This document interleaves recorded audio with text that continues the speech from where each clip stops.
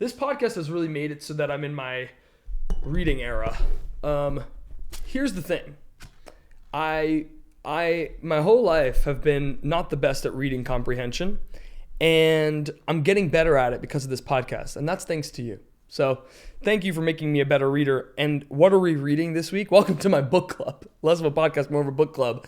What are we reading today? A book called Making Rent, the story behind the music that changed Broadway. Now, you may remember our episode with Randy Graff. I'm sure you do, because it is one of our highest rated episodes ever and one of our highest TikToks ever. And this is written by Tim Weil, who is Randy's husband, okay? And also happens to be both Randy's husband and the original music director of Rent. He wrote a book. It's called Making Rent, the story behind the music that changed Broadway.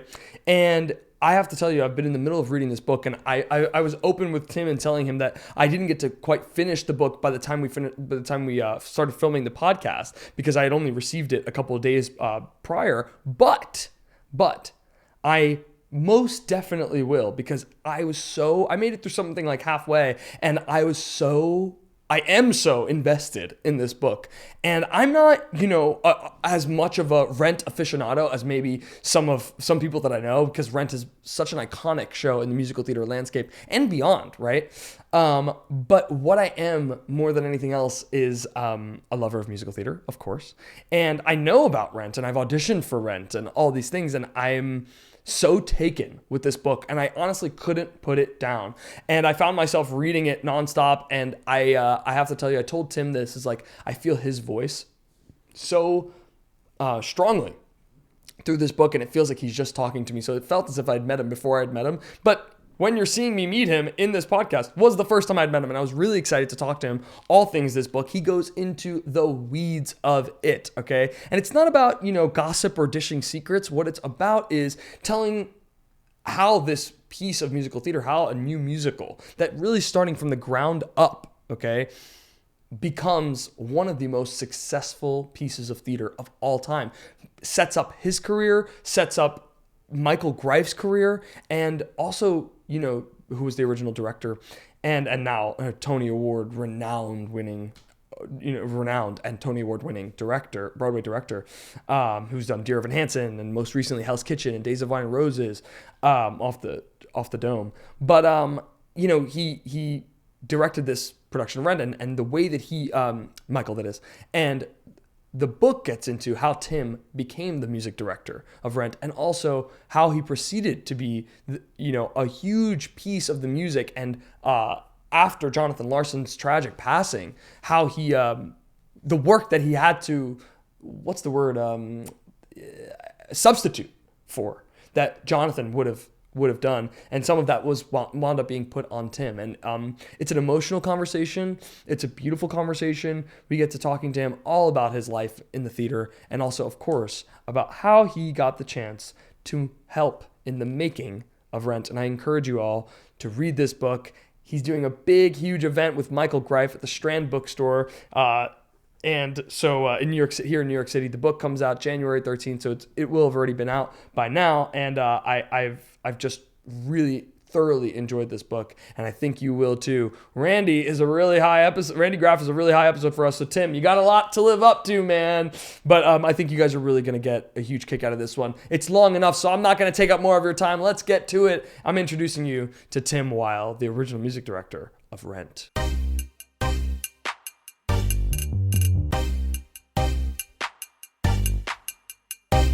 I want to be like you. I want to be like you. I want to be like you. I want to be like you. Welcome to another episode of I Want to Be Like You with Elbi Cespedes. I want to introduce everyone to Tim Weil. Tim, thank you so much for being here. Thanks. Thanks. So for those who don't know, Tim is Randy's husband, Randy Graff's husband, who we had on the show. You're our first husband-wife duo that we've ever had on the show. I know. Power couple. Oh yeah. I know. Oh yeah. I know. So I've really, and I've told you this off camera too, is like I've really been looking forward to this episode for many different reasons. For those who don't know, Tim just wrote a book, Making Rent, and it comes out January 13th. It will have been out by the time this episode comes out. But yeah, I'm going to start with the same way we started, and then I want to dive right in. So we start with the same question every time, and it is, who is your I want to be like you when you were a kid? It changed a lot as my my musician growth. Yeah. But also, I grew up in the tennis revolution. So first I wanted to be Jimmy Connors. Oh. I'm so dating myself. Then I wanted to be John McEnroe. I know John But then McEnroe. once I started taking music very seriously, I wanted to be Oscar Peterson. And then if you know Oscar Peterson, one of the great jazz virtuosos of all time, now long since passed away. Wow. But I went, I think you got to aim a little lower. But then, then I got hooked into Stevie Wonder, and I went, I'd like to be like that. And then I went, okay, once again, let's make the expectations a little reasonable. Sure. But I was shooting high, but that's that's kind of that's what you should be doing. where yeah. I was looking. I was very committed to sports as a young man. I grew up playing sports all year round. Oh yeah. In Minnesota with sports? all the four seasons, all of them. Wow.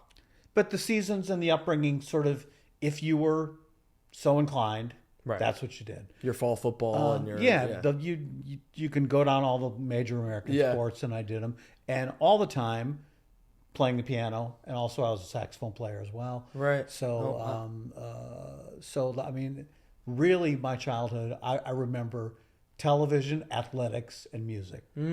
Did you? What I was going to ask? Oh, when did you start playing piano? How old were you? 3. Really? Yeah. Wow. My neighbor across the street taught me Heart and Soul when I was like 4. Wow. So that's crazy. Little Timmy, legs dangling over the thing, because I was like yay big, right? Sure. So yeah. Did you play did you practice? Or was it, because I know a lot of people, they like learn that young and they don't get as enticed by I it. practiced a lot. You know why? Because my ears were always good, and the radio was like the never-ending source for learning material that I enjoyed. Right. And I was pretty adept at picking tunes off the radio. Sure. Pretty early. Yeah. So that's the thing that kept me going, as a matter of fact. I did classical studies, and my parents are very smart. Yeah. They got me into classical piano study when I was very young. Wow. And I didn't stick with it because I was more interested in the picking tunes off the radio part. Right. And I was also starting to kind of write in whatever way a young man starts to write. Yeah. So they got me involved in fugue and chorale writing. Like, they found a composition teacher for me. Yeah. Which in those days was kind of really thinking outside of the box. Yeah, for sure. So I was sort of doing a lot of that, and that naturally led to starting to understand a little bit more about orchestration as I got into my early teens. When did you start playing sax?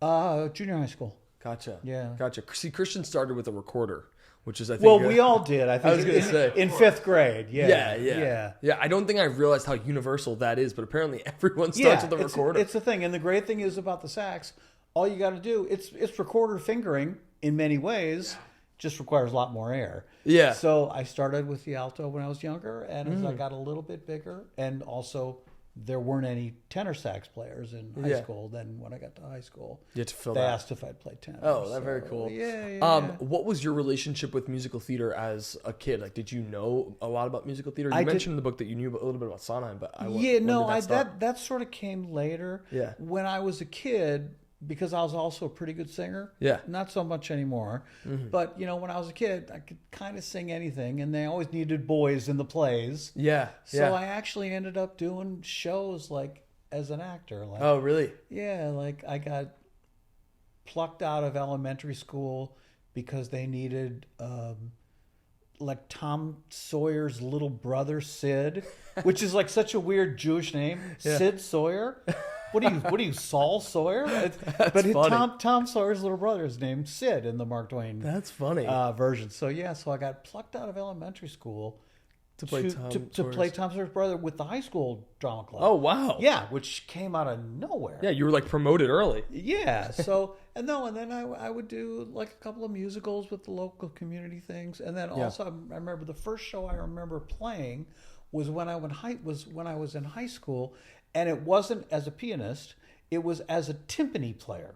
The name of the show was Celebration, and the reason I got course. the reason I got the timp chair was because my ears were good. I could tune the timpanis. Oh, gotcha. So like between things, I could go, Oh, interesting. Yeah, like that's the only reason I got the So gig. who was doing Celebration at the time? Our Jewish Community Center was another theater group. Yeah. Wow. There's a lot of Minneapolis is a really thriving, always has been. Yeah. Theater town. Oh. Straight plays, musical theater. I did not realize they that. have a ton of equity theaters there, Yeah. and obviously the Guthrie was Yeah, very yeah. famous. Right. Since post World War II. Right. When August Wilson debuted all of his plays at the Penumbra Theater in St. Paul. Oh, I didn't realize that. Yeah, because he lived there, so that's where all those.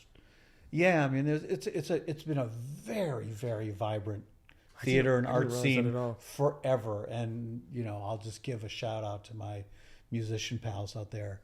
They have one of the deepest, highest quality communities of musicians in the country. And so whenever tours go through there, they pick up the Minneapolis musicians and they go, holy moly. Wow. And I did a show there. I did South Pacific there. This is now probably 7-8 years ago.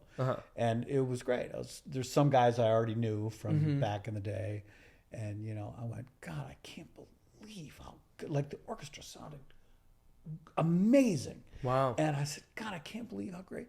They said, if you go back to New York and you tell them all about this place and all about the musicians here, we will come hunt you down.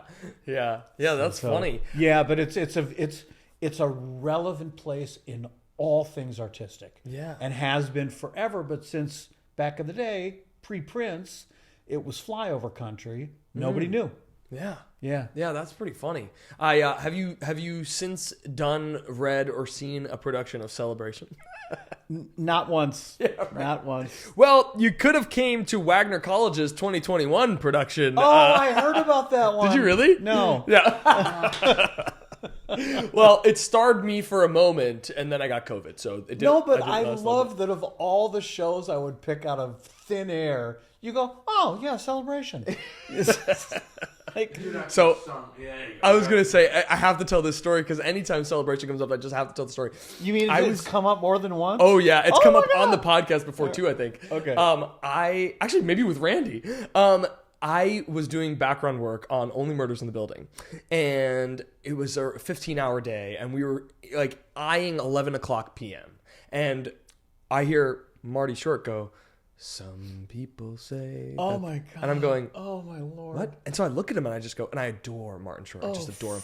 And I flashback. go to him, "Are you singing Celebration?"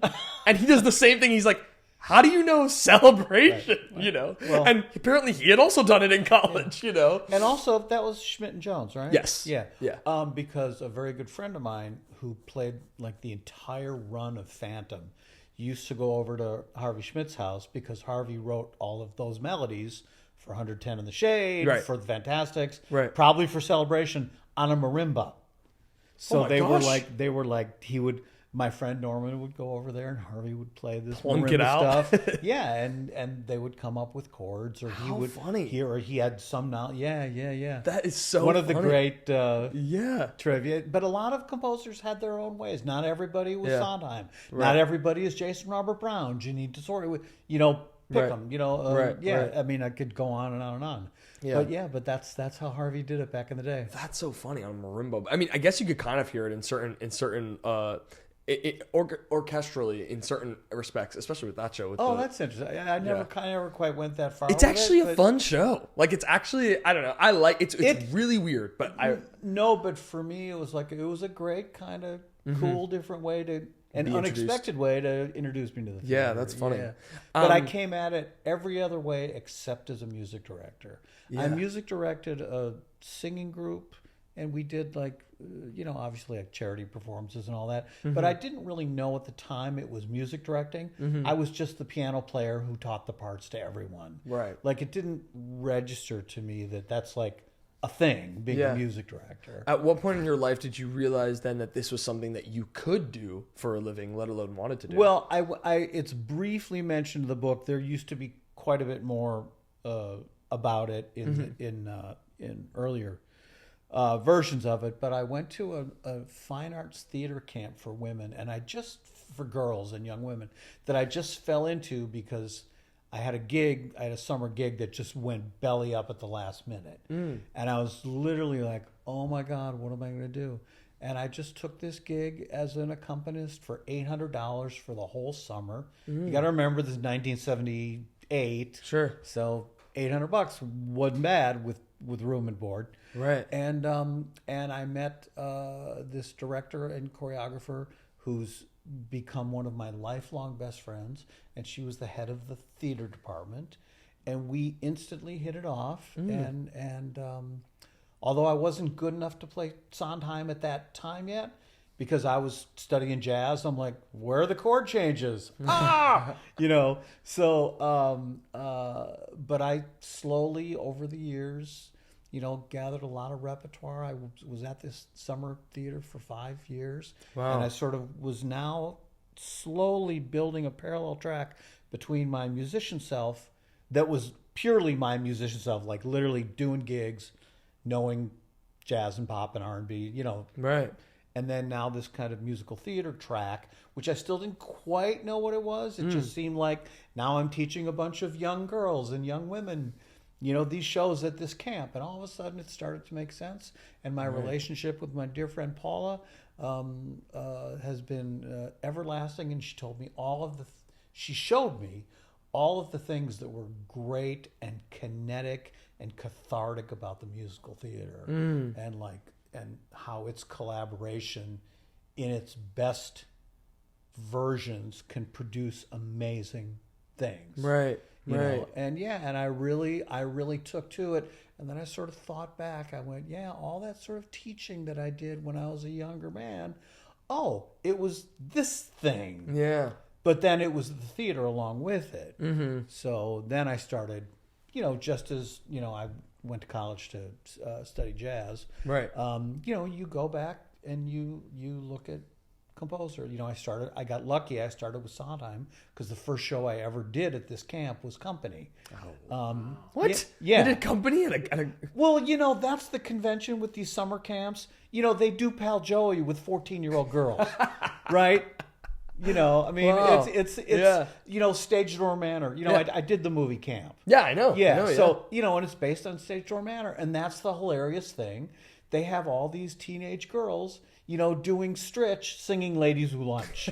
Right? I mean, it's the really hilarious convention that everybody just accepts. Right. Yeah. I mean, we've suspended enough disbelief in a musical anyway. So why not? Anyway, and at this camp, since it was a camp for girls and young women, all the male staff would jump in and they would act in the plays. Funny. All these girls had all these, and they were all, we would have sculptors, graphic artists. How funny.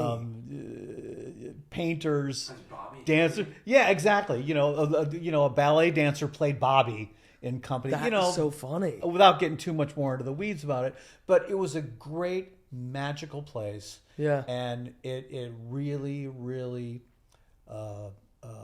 really kind of set me off on a parallel track that I didn't know would be life affirming and lifelong. Right. And now certainly, once I kind of mostly gave up one for the other in New York, Sure. really became, my profession. And then Rent sort of became the centerpiece of my career of all things that happened before and after. Right.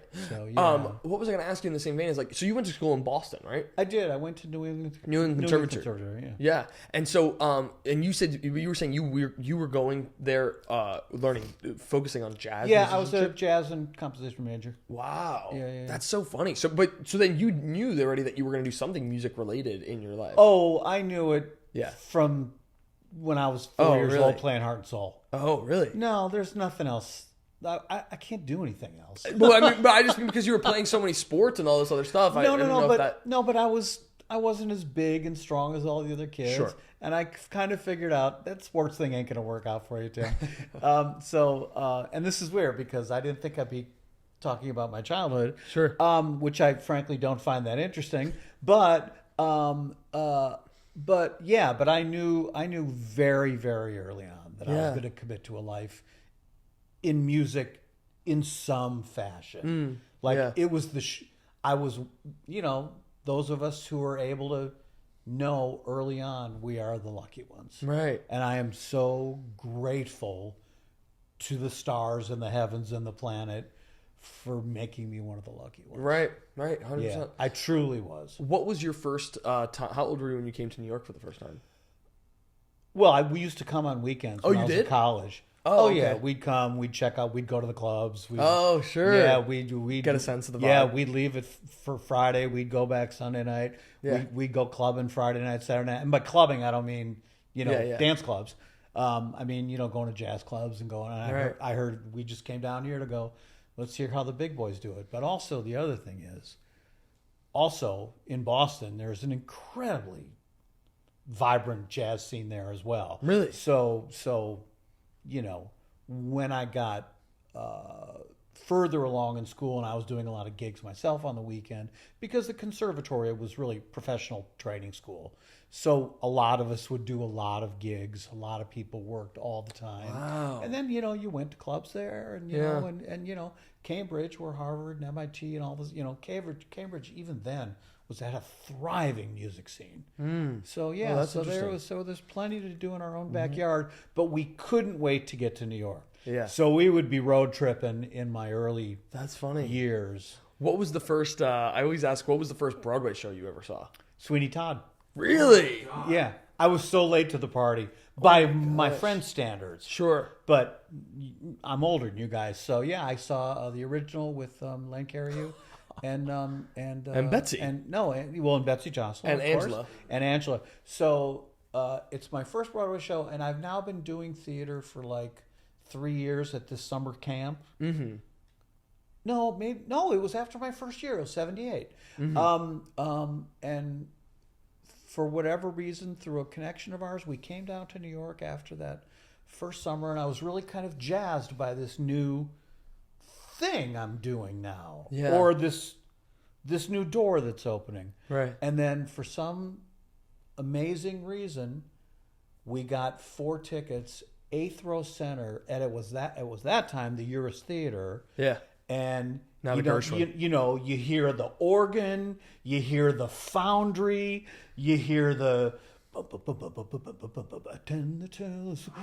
and it all builds. And I was like, oh my God, what's happening? Yeah. I mean, in all the best ways. Right. Oh, right.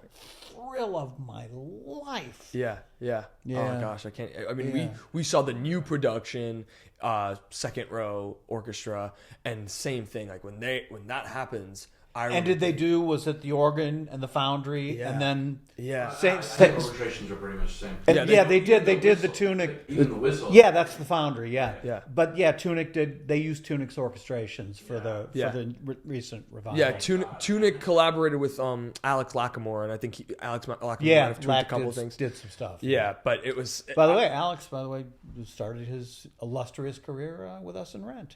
Oh, really? Oh, there were so many people that have come through. I did not realize that. What did he do? The Rent Portal. Well, he ended up subbing in the band because he plays guitar as well. I didn't know that.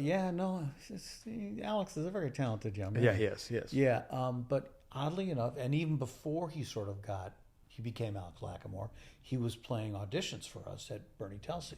Wow. And by the way, not for very long. Oh. Because, he's him. So wow, that's incredible. But there's a lot of people, a lot of names you'd recognize who have come through the Rent Portal. Wow, yeah, I'm sure. And one of the great thing about it is jumping all of a sudden to Rent from Sweeney Todd is that it gave all of us rhythm section players a place to go on Broadway. Sweeney or Rent, both. Well, Sweeney less so because it wasn't a rhythm section. That's what I mean. It was a little bit of an awkward jump I just made there. But yeah, that's the great thing about Rent was that all of us guitar players, drummers, that we had all played in bands together, done club dates together, doing all these things together, and now we all get to be on Broadway together. And so many people came through the show over the years. Right. Yeah, like if I listed them off, you just go, oh my God, kind of like you did with Alex. Yeah. So many people. How funny. Yeah. What were you gonna say? I was going to say, even in terms of, you go even further, how aggrandized it's become with licensing. Where like now, thinking of my guitar teacher, was playing for 3 different high schools of shows like A Wedding Singer that came out way after. Yeah. That, No, but that was Matthew Sklar, and he understood the value of a rhythm section. Yeah. As much as anyone. Yeah. For sure. And he was getting paid for it. It was a part-time thing. I'm like, even for that, it opened up doors for, that's us in Staten Island. I can imagine around the country, world, Yeah. how much that changed.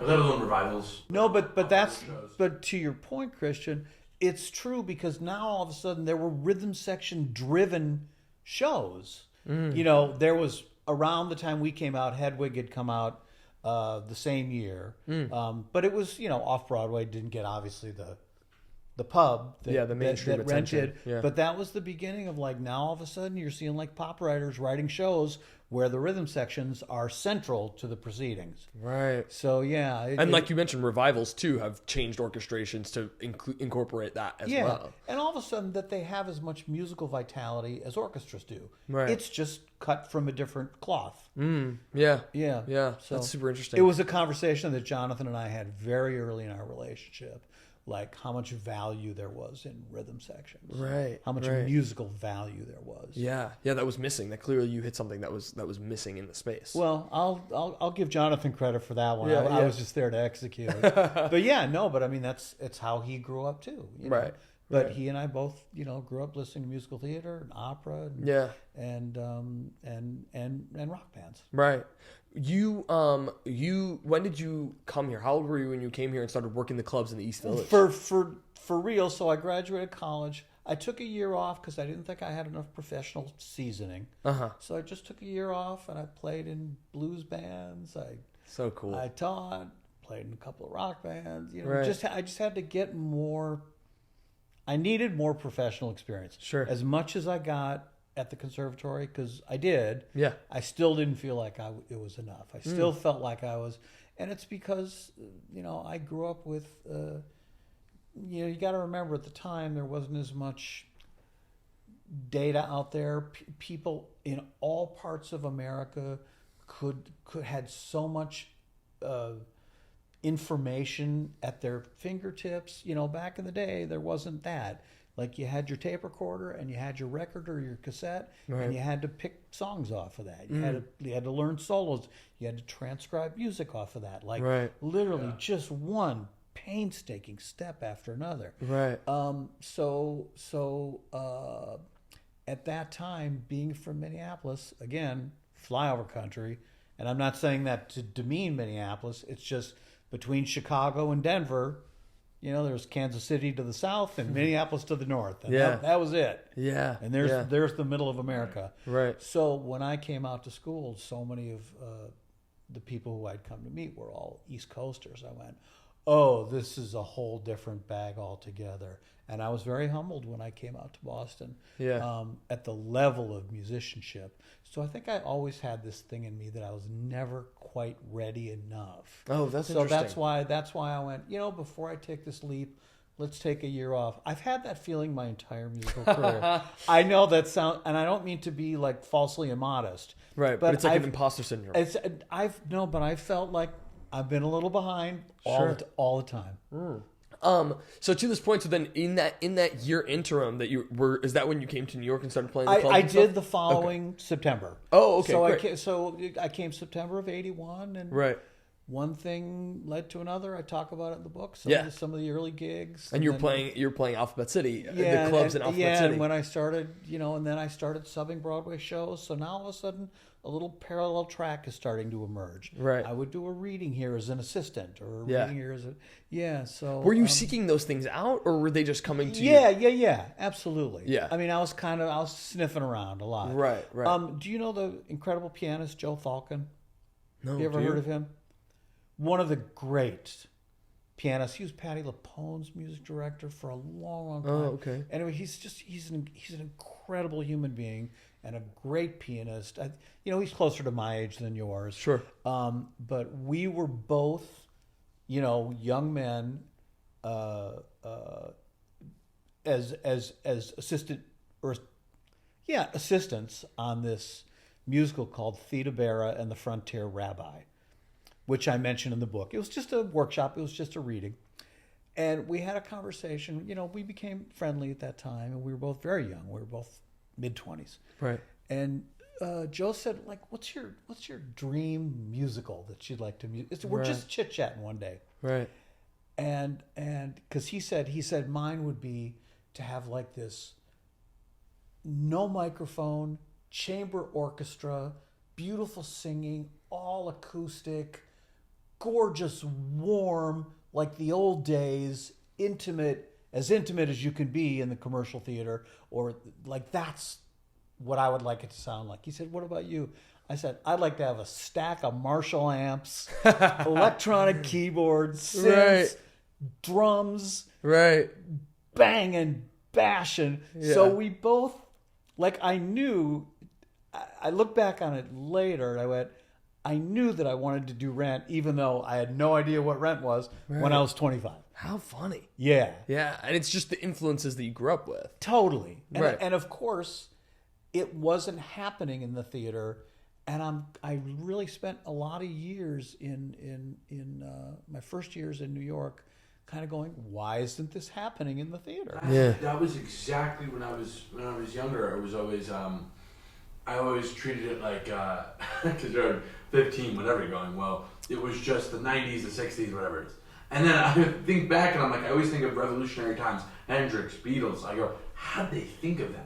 Rent. I'm like, it was about time. The 90s it took to get this. Like, was it stigmatization of the industry going, we don't want that, then other people try? Right. Or was that's what I always wondered. Was there maybe some off-Broadway run or somebody trying to do one that people were just poo-pooing? Well, no one thought of it. Yeah, there were, Christian, because I did a couple of them. Right. They did a musical version of The Water is Wide, the Pat Conroy book, called Conrack, all rhythm section. I did it at Ford's Theater in D.C. Wow. I don't know if you've gotten to the part or if you care. I wrote a musical called Sally Marr and Her. Yeah, I was gonna Escorts, ask you about that. Starting the late Joan Rivers. I was going to ask you about Rhythm section.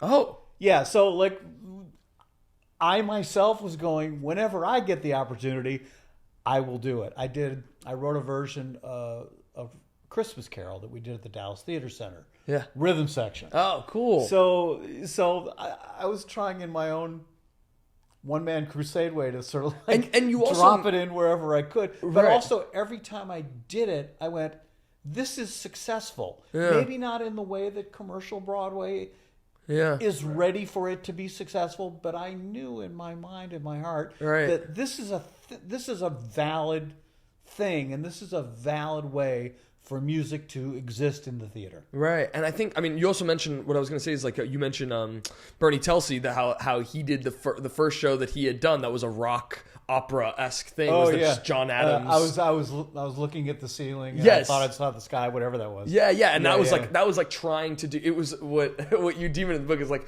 this, what they told Bernie it was going to be was this like rock opera that's going to change the world, and he didn't really want much to do with it, and so he cast it like begrudgingly, like he didn't No, he still didn't want anything to do with it. yeah, right. No, but he did it because Peter Sellers was a friend. I mean, obviously. Right. So he did like to his chagrin, like he did not want to do it. Yeah. And so then when Rent came to him, he's like, absolutely not. I do not want to do another one of these, another rock opera that's going to change the world. Yeah, no, exactly. And he told me, and it's in the book, that even when he listened to the demo and he read the libretto, he's like, Right. Okay. Right. But then all of a sudden, it develops. Michael's on board. Right. I'm on board. Jonathan's work keeps getting deeper and more specific and all that, and things happen. But Bernie wasn't. I don't want to put words into his mouth. Sure. It's not that he didn't like Rent. He was just much more interested in doing Quills, the Doug Wright play, which was in the same Also season happening at New York Theater Workshop. At the workshop. And Jim, this is in the book, Jim put his marker down. He said, you do both of them or you do neither of them. Which is amazing. None of them. No, but I admire Jim for doing that. I was going to say, it's amazing that he had the, But also Bernie's like, hey, I want to do Quills so bad. But also, and Bernie and I talked about this on the side, is that he did have experience in finding those kinds of singers. Right. As difficult as it was. Yeah. But he had a little bit of a running start at it. Well, it's funny So, because yeah, it's funny because like with and this is in and of itself feels like a whole conversation is like, to your point, yeah, he had a lot of experience casting musical theater. I mean, that's what that is, you know.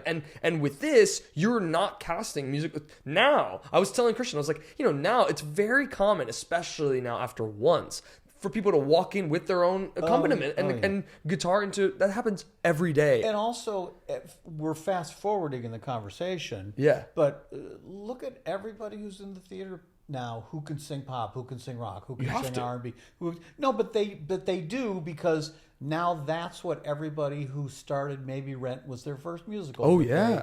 When they were teenagers, they go, oh, I need to be learning this repertoire as much as I need to be learning the traditional MT repertoire. I took a class in it in college. Michelle taught a pop rock class in college. And that's a very, very common practice, because at this rate now, I would argue that I sing more pop rock than I do MT in auditions. But also, if you think about it, what's happening is it's just contemporary music is existing in musical theater, very much like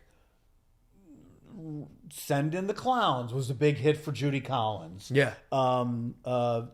Stephen Schwartz sort of broke through into pop radio with Day by Day, because it was a real kind of pop theater song. Right. But it's other than that, but going back all the way through the since Jerome Kern, all those what we now view as traditional MT songs were pop songs at the time. Cole Porter. I was going to say that. You could list them. Carolyn Lee, Cy Coleman. I mean, yeah. So what? Where did it lose Where did it get off track? Right. Where did it get to the point? Was it Sondheim a little bit? For sure, a little bit. How do you mean off track? Off the traffic pop. Whereas like we're not making by pop, I mean popular. I think it's the Beatles and Elvis and that whole era. Well, what they do was they threw it on its head, but also you got to remember the theater tradition was so strong that it still continued on. Yeah. And then Sondheim, like Rodgers and Hammerstein, he came along and changed all the rules of modern musical theater. Company is that musical that changed all the rules. Right. And then you take a little bit of time out for all the 80s imports from the British invasion and all that sort of stuff. But again, it was still sort of poppy, but Euro, and and then there was a little bit of a dip. I don't know if you remember in the early 90s, it would be, I think the same thing is happening in the Tonys this year. There's so few musicals in the category. Yeah, I remember in the early 90s before Rent, and part of what people were saying about Rent, and I just remember this just really, really just on the outskirts, but this is kind of the return of like American music, because it was all of our templates were every American rock group and R&B band that I ever grew up listening to. Mm-hmm. So a lot of people say, oh, good, the return of American music. And I think what they were saying was, this is the music we grew up listening to on the radio. Interesting. And now here's a show that's putting it all on stage. Yeah, that's and lo and behold, as I said before, they discovered anew how they can coexist. Right. Yeah, that's so. And I mean, I look at a show like Bye Bye Birdie, right, and talk about a show that's happening in 1960 that's trying to be as present as possible, right? Now it's this period piece, but at the time it wasn't a period piece. And so you look at a show like that, and that talk about a show that's trying to integrate musical theater with what's happening in the common pop space. Yeah. And now it feels that intention lives and breathes across most musicals. Yeah, you know what I mean? Absolutely. And if you look at Grease, if those guys had really written it in the 50s, it would have been, we're writing about the pop tunes of the day. Mm-hmm. These are the pop songs of the day. Right. It just so happened they wrote it 20 years later. Yes, right. And it was it still becomes like a pastiche thing. And it was all that stuff. Right. But it was still, that was the thing. And I thought the really interesting, the ultimate cross-pollinization was, do you know Dreamgirls and Henry Krieger and all that? Mm-hmm. Henry Krieger, he wrote 60s and 70s R&B. And I don't know what was the name of the show with the congenital the congenitally. Sideshow. It's a sideshow, and it was a great show, except that the entire score was 70s R&B because it was Henry Krieger. It's like, what? Right. But Right. okay, if he would have written that show in the 70s, it would have been, this is a show about, that is the music of its time. Yeah. Yeah, it's just so many interesting ways in which that kind of just popped up along the continuum. Yeah, and I think what's interesting about it, and maybe this is what the disconnect is, right? Are we too into the weeds? No. Okay. This is right. Let's do it. Juice it up. But it's what's funny is like, but it's like when I think about the disconnect. That's what I was gonna say. The disconnect is like sometimes with Rent. It's a justified thing for the music to be this style. You have other musicals sometimes, and I think that this is where it's to its fault, is that the pop music essence or the rock or the 70s R&B, whatever it is, doesn't necessarily fit the essence of what the musical is, unlike something like look at Hamilton, right? It's like he took this unconventional thing and mixed it with this and then made it stylized. Yeah. But sometimes I think the disconnect where things can go wrong is when you have a musical where the music style is trying to be poppy, they're trying to put their songs on the radio, but that style doesn't necessarily suit this story. Yeah, no, and also that's just taste and judgment and all that. Yeah. The thing, Lynn's not so secret sauce was, that he took music that he knew, which was, Latin music, that he knew from growing up in the Heights, for that show, and then he took rap and, which is contemporary pop music.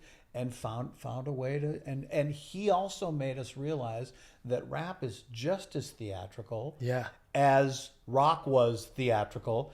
All again sort of not leaving behind the MT traditions, right? But just adding to it. And the great thing, the magic about what Lynn did in the Heights and Hamilton is that.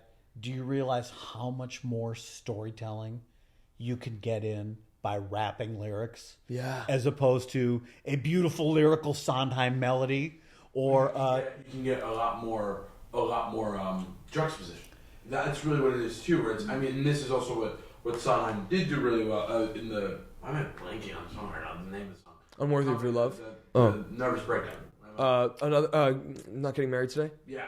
Where that's he's putting in so much right, not even rhyming it, and then when it goes into the juxtaposition of it actually, all due respect, Christian, it does rhyme, but it is in that traditional sense a patter song because it's not groove and it's not anything else. But that was the exception to the rule. It's what's the rhymes with P, and that's with P from My Fair Lady. Not My Fair Lady. That stands for Music Pool. Man. Yeah, You Got Trouble. Same thing. Trouble.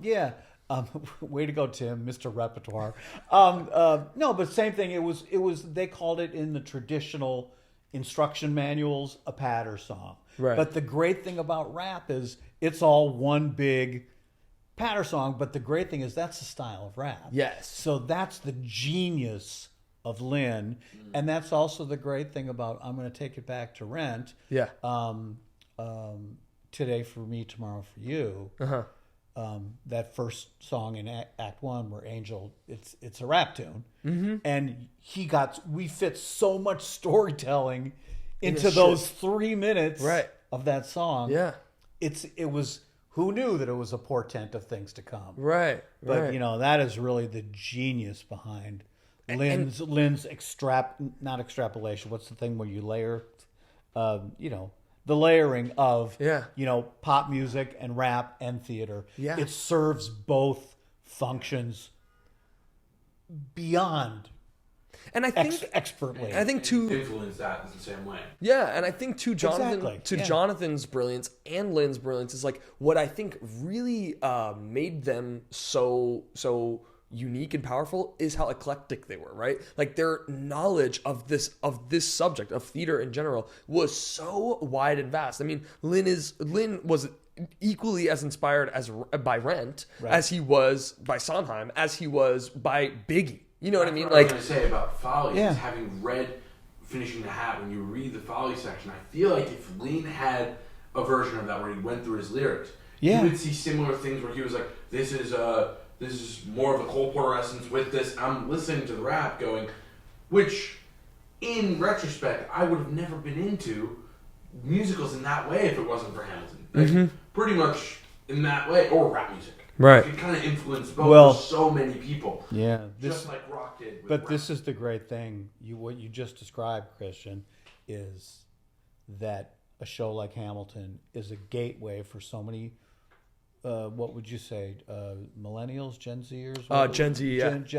Gen Z, and it's the gateway by which you now go back, as you've so beautifully explained, and see how it connects up to all that preceded it. It's very easy when you look at the rhyme schemes in Rent to go Jonathan Larson, Stephen Sondheim influence. I mean, you look at all those internal rhyming schemes and external rhyming schemes and wordplay and word games and all that stuff.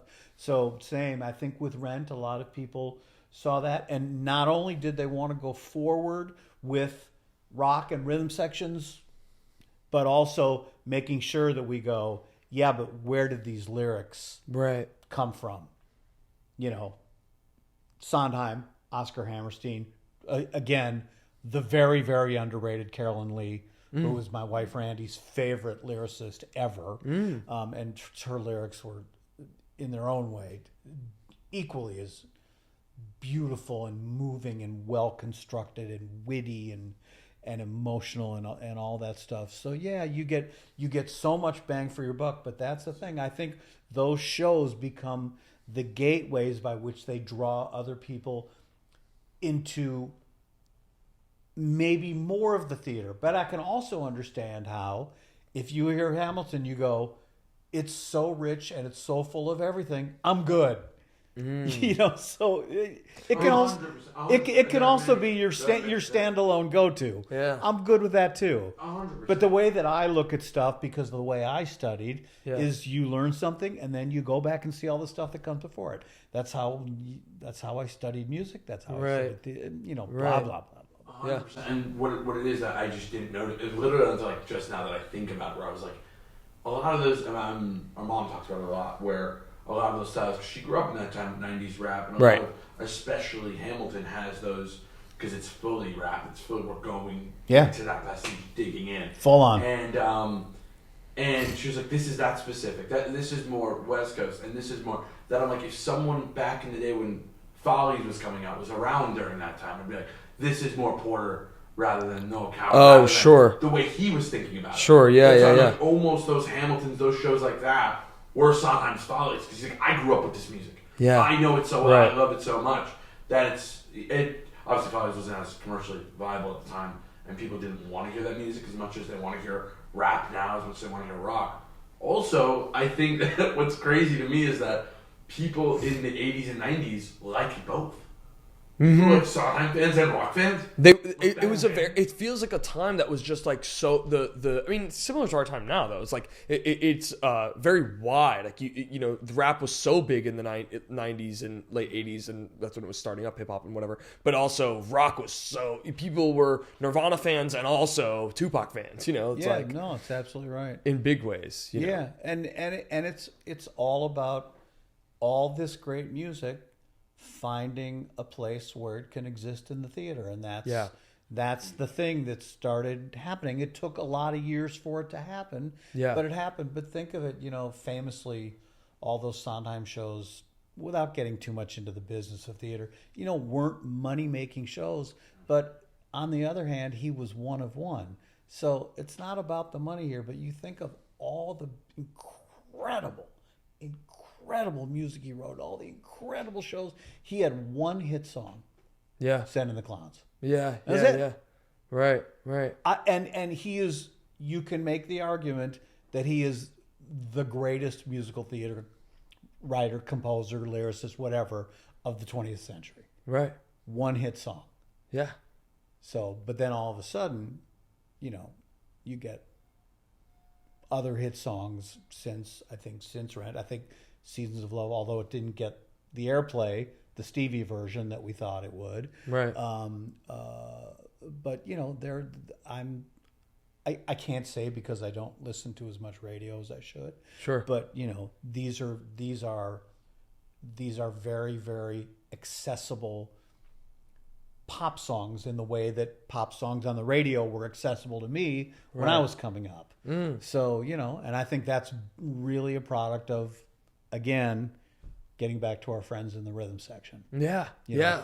Big timing with that too, because where the 90s was going was on the radio had seemed to gone into more of a rhythm section like the 70s and more the 80s. Totally. 80s was more melodic. My question is, would Brent have worked in 10 years before? Yeah, it's a good question. It was a little bit of a different landscape. I think it's one of those things that Rent just came along at exactly the right time. So many things for me personally, for the show, for the actors, it just came along at exactly the right time in the history of the American musical theater. Yeah. It really, really did. Yeah. Yeah. It's you don't know it at the time because you're just going about your life, you're going about your career. But yeah, when you look back on it, and for me, it's one of the reasons that I've taken this long to write the book. Yeah. It's like I've needed that much perspective To remove. Yeah. I wanna get into a little bit more weeds of Rent, but before that, I have this little fact that I've read about you, and I want to know if it's true and what your association was with it. You worked on The Baker's Wife at the York Theater, is that right? Wow, going deep into my biography. Yeah, I did. You did, which Stephen Schwartz directed in the 80s. That's correct. Oh my gosh, one of the first. So was this the first production of The Baker's Wife?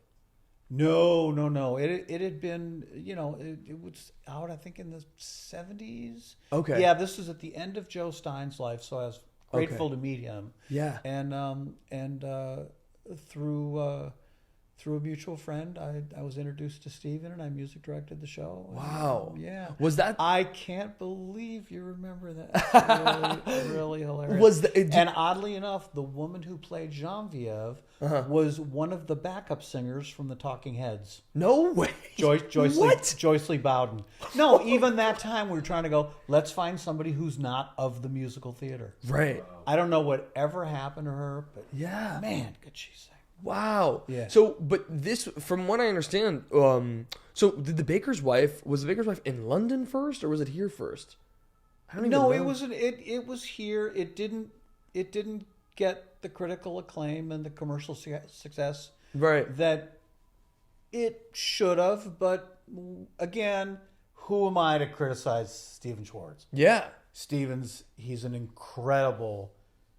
He's now the patriarch of the American musical theater. Yeah. And I'm telling you, because I know him personally, we ain't that tight, but I've known him for many, many years. He is exactly the person who should be the patriarch of the American musical theater. Why do you say that? He is, because he's all that. He is generous. He is kind. He is brilliant at his craft and his art. And he's completely dedicated and very much in the mold of Sondheim.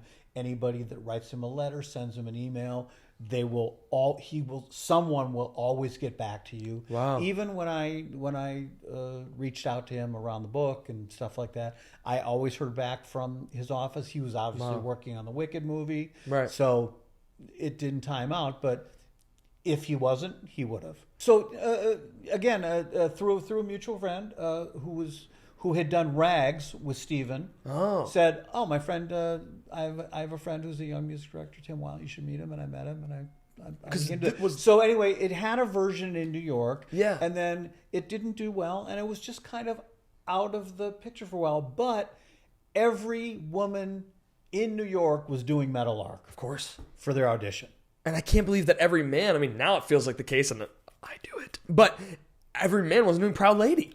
Correct. Like that. Yeah, for a time. Yeah. And the other thing is, and there's a beautiful song Stephen wrote in the second act called Where's the Warmth? Yeah. I mean, there's so many great songs from that. But for whatever reason, and, critics, assassins, whatever, we don't need to get into that. Sure. It just didn't find its way commercially, and then it just sort of disappeared. And then we did the revival at the York, and that actually went nowhere. I see. And that's what happened. And then Joe Stein, the book writer, passed away, one of the all-time great book writers. And then they recently did the revival in London. Yeah. And that's because the revival in London was very successful, and now this revival that just happened was just huge. Yeah. No, and so I think it's sometimes that's what happens with shows. And look at the person that finally, after 45 years, kind of cracked the code to Merrily We Roll Along. So, it's sometimes it's just the nature, and it's what's great about art. Yeah. It's like in everybody's mind, in everybody's imagination, and it's the great thing about the theater in particular, it's open to interpretation. Right. And there's a lot more ingenuity and creativity and technology, right, which is to our advantage. Yeah. In a lot, if used correctly or if used appropriately, there's so many ways to rethink and reconsider and reimagine shows, and they've done that with Baker's Wife. Yeah. I keep saying, because Randy and I keep saying, because my wife Randy was in the original City of Angels, with today's technology and lighting, they could do amazing things with that, because for those of your audience that doesn't know, it existed in that sort of film noir era, but they kind of went back and forth from black and white to color. Yeah. And this was in 1990, where it took a lot of doing. Could you imagine what they could do with the technology? Well, I was going to ask, did you get to see Boop?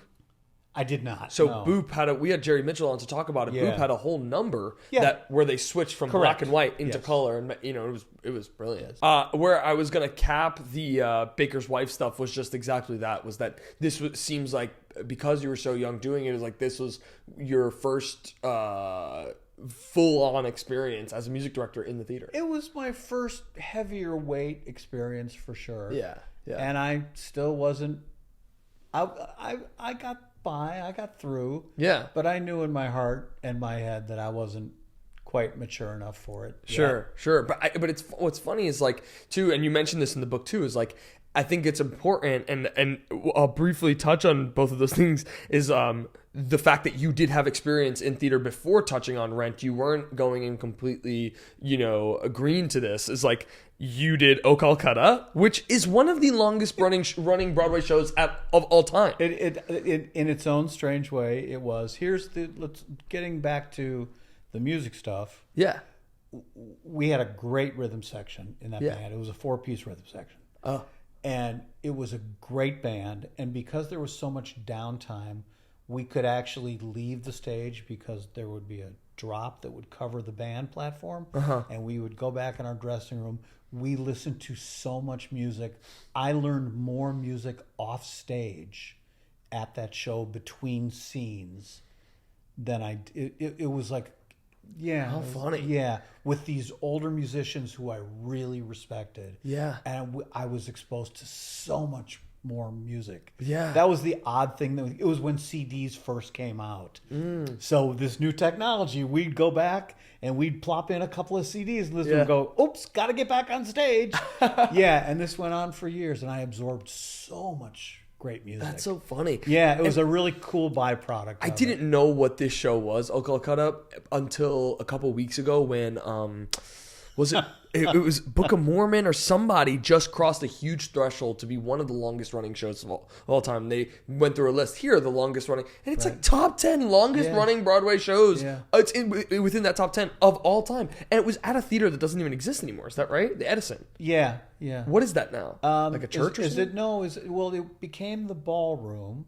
Oh, yeah, that's right. It's the ballroom. It's the still Edison the ballroom. The right? Hotel Edison. It was the Edison ballroom, and also they had famous Hotel Edison coffee shop, which they called the Polish Tea Room. And they also have a great recording studio in that building. Oh, I didn't know that. So in addition to the theater, the Edison ballroom is nice, but it's kind of bizarre to think that a whole Broadway theater just got kind of mixed in that way, because it's on the same street as like the Barrymore and the former the Biltmore. Used to be the Biltmore. What is it now? That's not the Barrymore now. The Barrymore's on the south side of the street. Is that correct? Yeah. What the Biltmore was on the north side. It was the Brooks at Kitson. It's the Brook at. And now it's the Lena Horne. Now it's called Lena Horne. Got it. Now it's the Lena Horne. Way to go, Tim. You're right up to date on New York Broadway. Way to go. But yeah, no, it's like that whole block there was another theater there, and that's funny that show ran for as long as it did, and it was a revival. And when we were there, I think it was just the Edison and the Biltmore. I think those are the only two. Oh, the on 47th Street. Oh, interesting. That one didn't exist yet. The Barrymore. I don't think so. Oh, funny. Or it could have. Once again, master knowledge of Broadway theaters and the Broadway community. I want to ask you about Sally Marr and her escorts. You worked with Joan Rivers on this thing, man. God. So were you music supervising? I was doing everything. I was the music supervisor. I was the director. And I was the composer. Oh, right. Because it was a play that had.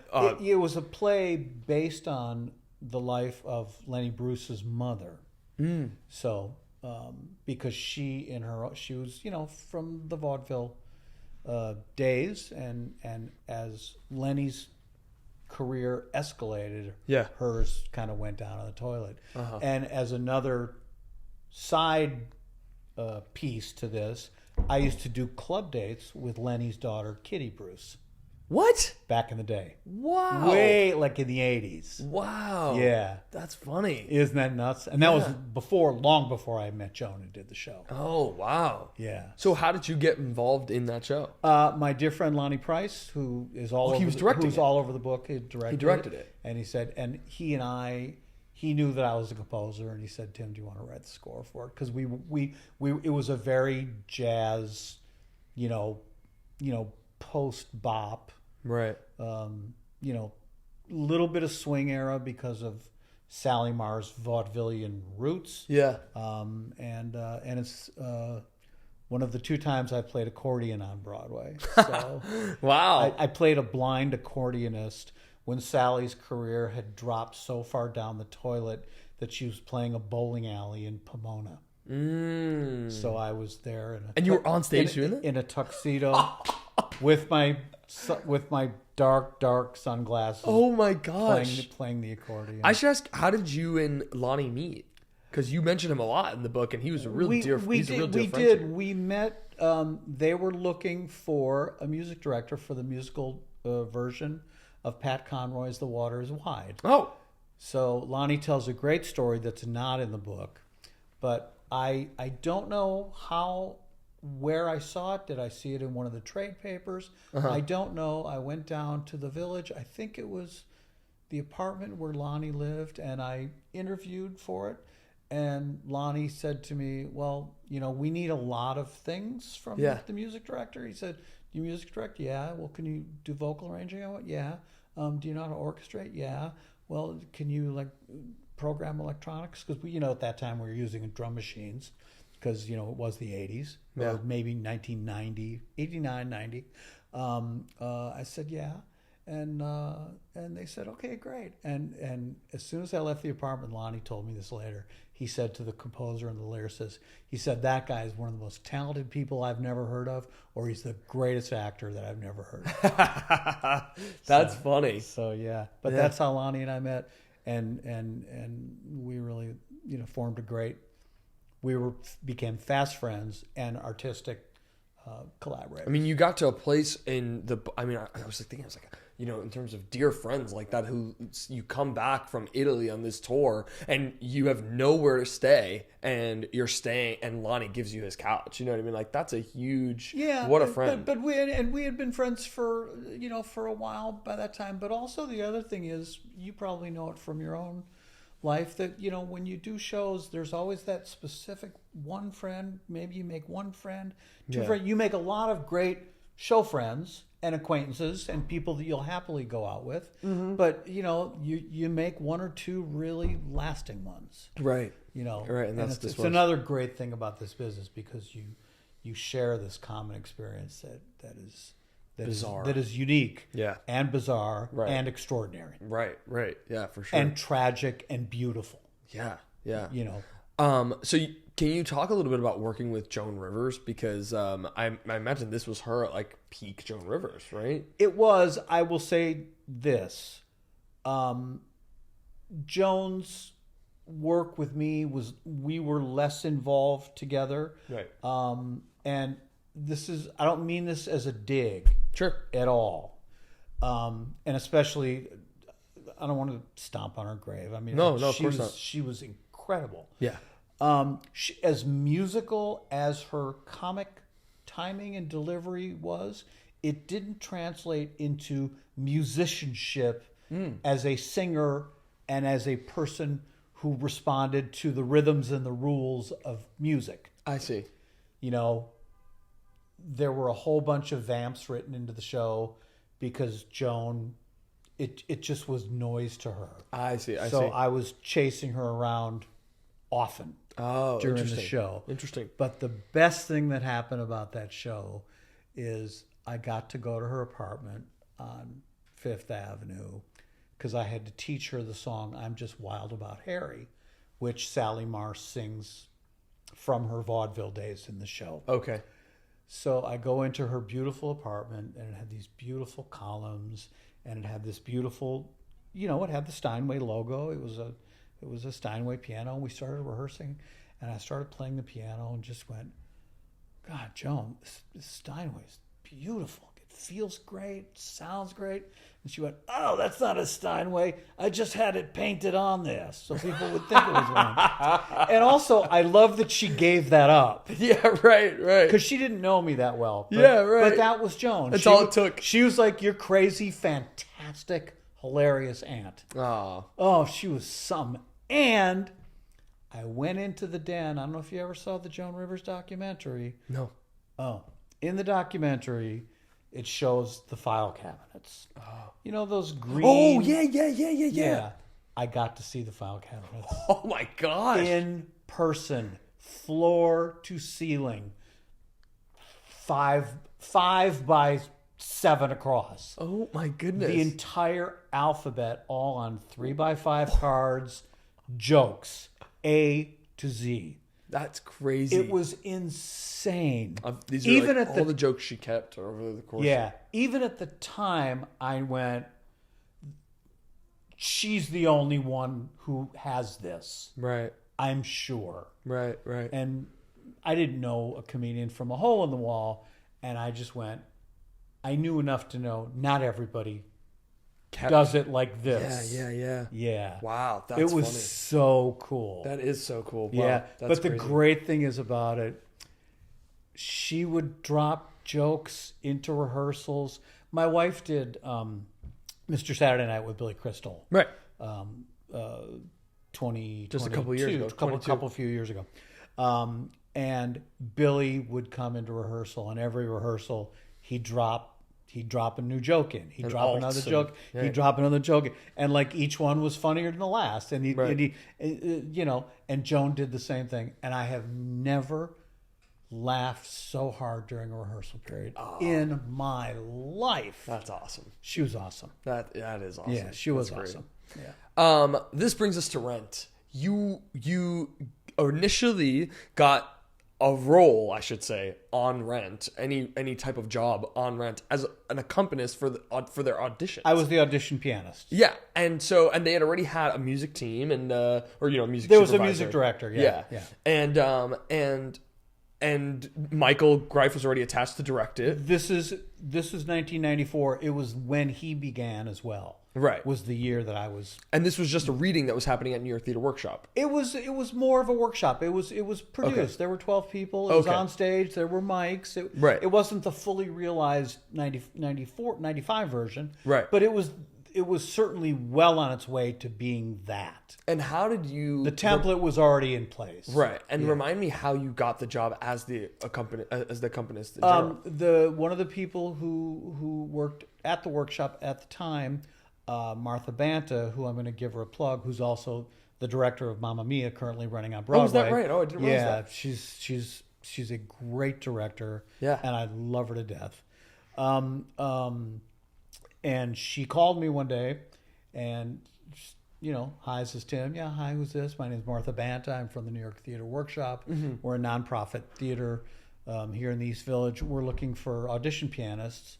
I, of course, in my mind thought, oh, they're looking for music directors. And then she went, we're looking for audition pianists. I'll never forget, I had that little moment of like, oh, I'm going to get a call for a music director gig. No, we're looking for an audition pianist for this new rock opera we're doing. Right. So after I was fine. I wasn't crestfallen or anything. Yeah. But I do remember there was just this tiny moment where I thought, gig? Nope, audition pianist. Right. So anyway, it's only $10 an hour. I know it's not much, but we're a nonprofit theater. Would you come down? And I was just going through one of those periods where nothing was happening. And I really, really needed to earn something. Right. Somehow. Right. So I took the job. Wow. And how did you find it? And Martha said to me, well, you're the seventh name on the list because it was alphabetical, and my last name is Weil. With a W. So they've called the other six, and Martha hadn't heard back from the other six, or they wouldn't do it for that little money, or whatever it was. Right. Martha said, well, you're the first one that said yes, so why don't you come on down?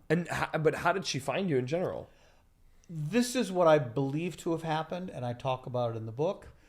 I don't mention the original music director purposely. Right. There are people that know who that person is, but Sure. it's not for the book. Yeah. I had done a show with him at the West Beth Theater Yes. Okay, just yes. prior to, it was the summer before the Rent auditions. And I'm sure the workshop asked Jonathan if he knew anybody that could come play auditions for little to no money. And then I'm sure Jonathan, in turn, who had already hired this music director, said, do you know anybody? And I'm sure that's how they got my name. Right. That makes sense. So, I mean, Jonathan and I never talked about it, but I don't see any other way. Yeah. And especially I was fresh in the guy's mind. Yeah. Yeah, right. That makes sense. Yeah. I think, it's so funny. I just gave away the fact that it was a guy. I think that these things work in such interesting ways where you really thought this was a gig for 2 weeks tops. You know what I mean? This audition. However long. Yeah, 2 days, 2 weeks, 3 days, 5 Right. days, whatever. And I literally went, I got a couple few days of work. That's all I didn't think anywhere beyond Wednesday. Right. Exactly. Yeah. And so, and then what wound up happening was that the music director that they had hired wasn't jiving with the rest of the creative team, and they weren't really able to find a similar a meeting point. And also Jonathan had brought him on board. Yeah. And Michael hadn't met him yet. And, with any creative team, you have to kind of find out how all your aesthetics are and your tastes are, Right. and how well it balances, and your personalities, and how you go about your business, and all that stuff. And this chemistry just wasn't right. Right. And I write in the book that I could start to smell it the first afternoon I was down there. Yeah. And Because when it's in the room and it's not right, you can feel it. right. And I think what's interesting is, and I want to ask you a little bit about being an audition accompanist, because what I find interesting about working in an audition room, but your vantage point is a little different, is you're watching. We had a bunch of casting directors on the show, and they always say, I'm very aware that every person who meets me is nervous to meet me. You know what I mean? When they're in that capacity, that is. And so you're just watching a bunch of people who are evidently, just nervous, meeting them at a 10. However, you're, as an audition accompanist, my confidant, my person that's going to take me through to get me, They have no choice but to trust you. Yes. It's the long and the short of Right, it. Yeah, right. yeah. And what I find interesting that you mentioned in the book is that you were able to gauge which ones were more prepared, which ones have done less of this, and then therefore adjust accordingly. Yeah. And I was wondering if you could speak to that a little bit. Well, for whatever reason, I was born with a really good caretaking gene. So it was always very useful with whether it's friends or in the or when I was audition pianist, because I had been doing a lot of auditioning in Midtown for Broadway and other off-Broadway shows and stuff like that. Right. So I just fit very neatly into that, and even the little bit of music directing I had done whether it was, by that time, by the way, now this is 1994. So now I've been in New York 10 years. So I have a lot of music directing under my belt. So yeah, it's a lot of caretaking because that sort of comes with it. And it's that you meet them where they are. You try to be sympathetic to where they are in their process, and you try to balance it out with the things you need to get done. And you find out there's more than one way to get information across to an actor or to a singer. And you learn so many different ways because everybody's different, and there's not just one way to get through to people. Right. And I was very used to that. Yeah. What did you know about Rent? Like when you took nothing. I hadn't heard a demo tape. Nothing. Right, I was just going in cold to play for these rock opera. But because I was a rock and R&B pianist, and I'd been at that my whole life, I went, oh, yeah, I'm good with this. I wasn't the least bit nervous. Yeah. So I could really focus. I never really thought about this until you brought it up, Elbi. But I was able to really, really be focused on them. Yeah. Because I wasn't nervous at all about the music that I was playing. Yeah. Like, I knew all of it. Did you know going in, was it to your surprise that the majority of the people who were coming in were going to be were not going to be bringing in musical theater pieces, not bringing in, you know what I mean? Yeah. I mean, when they told me it was a rock opera, I knew that they would, like any, because when you wouldn't know her name, Wendy Ettinger, who used to be a casting director, and then she left the business in the 90s to raise a family and all that.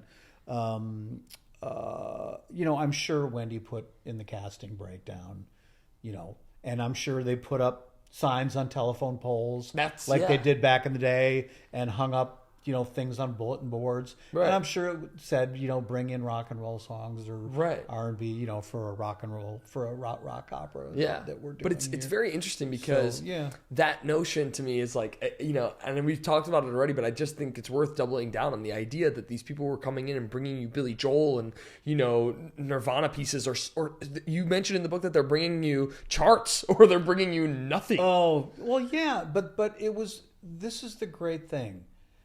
It was truly an open call in that anybody that wanted to be heard, the workshop is like, we will listen to you. That's amazing. And I loved that ethos about the workshop. And I kind of felt it the first time I walked into the theater. I talk about it a little bit in the book, but you just had that feeling like this is a really cool place to make theater. Right. You can just tell. Yeah. I'm sorry. I felt that. Right. Even just walking in as a hired gun for a few days. Right. Yeah. And that certainly it bore itself out in real time as the paper I would receive would either be correct or various degrees of correctness or incorrectness. Right. And I was cool with that. Right. It's like there's no pressure on it. And also, Michael is a very comfortable person to audition for. And before that, he wasn't the Michael Greif we all know with 100 Tony nominations and several hit shows and all that sort of stuff. Yeah. And I will say, having gone into the room for Michael, he's still a very warm presence and still someone who you don't feel nervous necessarily. He's that guy. Yeah. Yeah, he certainly is. And Jonathan was the same way. Yeah. And also Jonathan he was a little bit of a tense, kind of stressed out guy just in life. Yeah. But it didn't come across in the room at all. Jim Nicola, who's the artistic director of the workshop, was very nice. Martha's wonderful. Always been. Wendy was wonderful. So I think if you're a person coming in there, everybody knows what's what. It was a very, very low pressure experience, and I think that really, really helped the actors a lot. And so how deep into it did you find out that you were going to take on this role as music director? I honestly don't recall the number of days, but I remember it was after the first round of auditions was over. I don't know if that was 3 days or a week. I can't believe it was any more than 5 days. Oh, wow. Or 6 days. Oh, wow. Well, that was just their first round of auditions. Right. And then they would start calling back. Yeah. And also at that time, there was only going to be 12 people in the cast. So, it's not like you're casting a musical, 20 people plus understudies plus. And as they mentioned to you, they weren't casting understudies. They're not in the nonprofit world. They're Yeah, not. right. No. You were the understudy. I was. Yeah. Imagine my surprise when one day I show up and there's a microphone pointed right at me, and I'm like, "What's this for?" Right. We don't do understudies. And then I soon learn if somebody's out, You're covering them. warm up, pal. Yeah. So, That's funny. but anyway, yeah, I think it was probably a week. I think it was probably 5 days. Yeah. And then, like I said, at the end of, not like I said, like I say in the book, Jonathan called me at the end of that 5th day, and I had felt the tension. I knew what was going on. Sure. And as soon as he called, I knew that he was calling to offer me the job. Amazing. Yeah. Did you? What was your experience like when you first heard the music to Rent? What was the first song you heard? Do you remember? Yeah, it was I'll Cover You. His okay. demo of I'll Cover You. Yeah. Yeah. I just thought, this is really fresh. It's really great. Yeah. It's music that I like. Yeah. It's music that I've always believed should be in the theater. Right. And also the thing that hooked me into the Jonathan thing was like, oh, these are not only pop songs, these are really, really great lyrics. You could tell even then, Right. that he was a really, really brilliant lyricist. And how fitting that you guys got along as well as you did as well. We did, and I think hopefully that's the thing for if people buy the book. I think one of the things I was not overly, not like this is why I'm writing the book, but one of the things I thought about while writing the book is people know Jonathan through Rent. They know Jonathan more recently through Tick, Tick, Boom. Yeah. But in this book, I recall and replay a lot of conversations I had with Jonathan during the year and a half I knew him before he suddenly passed away.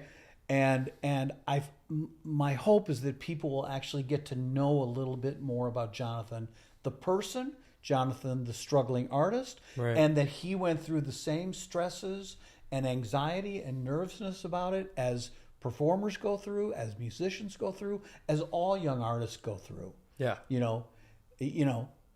And he knew he was good, but nobody had found out yet. Some people did because he had won some grants and he had done some shows in the 80s and in the early 90s, but he hadn't broken through. Right. You know. So what I was gonna say to add on to this is like you get the job as music director and you're working on this piece. What I want to mention that I thought was really interesting, and I tabbed it actually because I thought it was just an interesting point toward what you mentioned early on in the book was the idea that the equipment you mentioned Steve, but what's his last name? Steve Skinner, yes, and that his technology was super high end, especially for the time when it came to music. Absolutely. And how I wonder what I was going to ask is like, how much do you feel the technology in its evolution now, like what Jonathan was doing on that level too is already ahead of its time, along with Steve. Oh yeah. In considering to the orchestrations and all this stuff.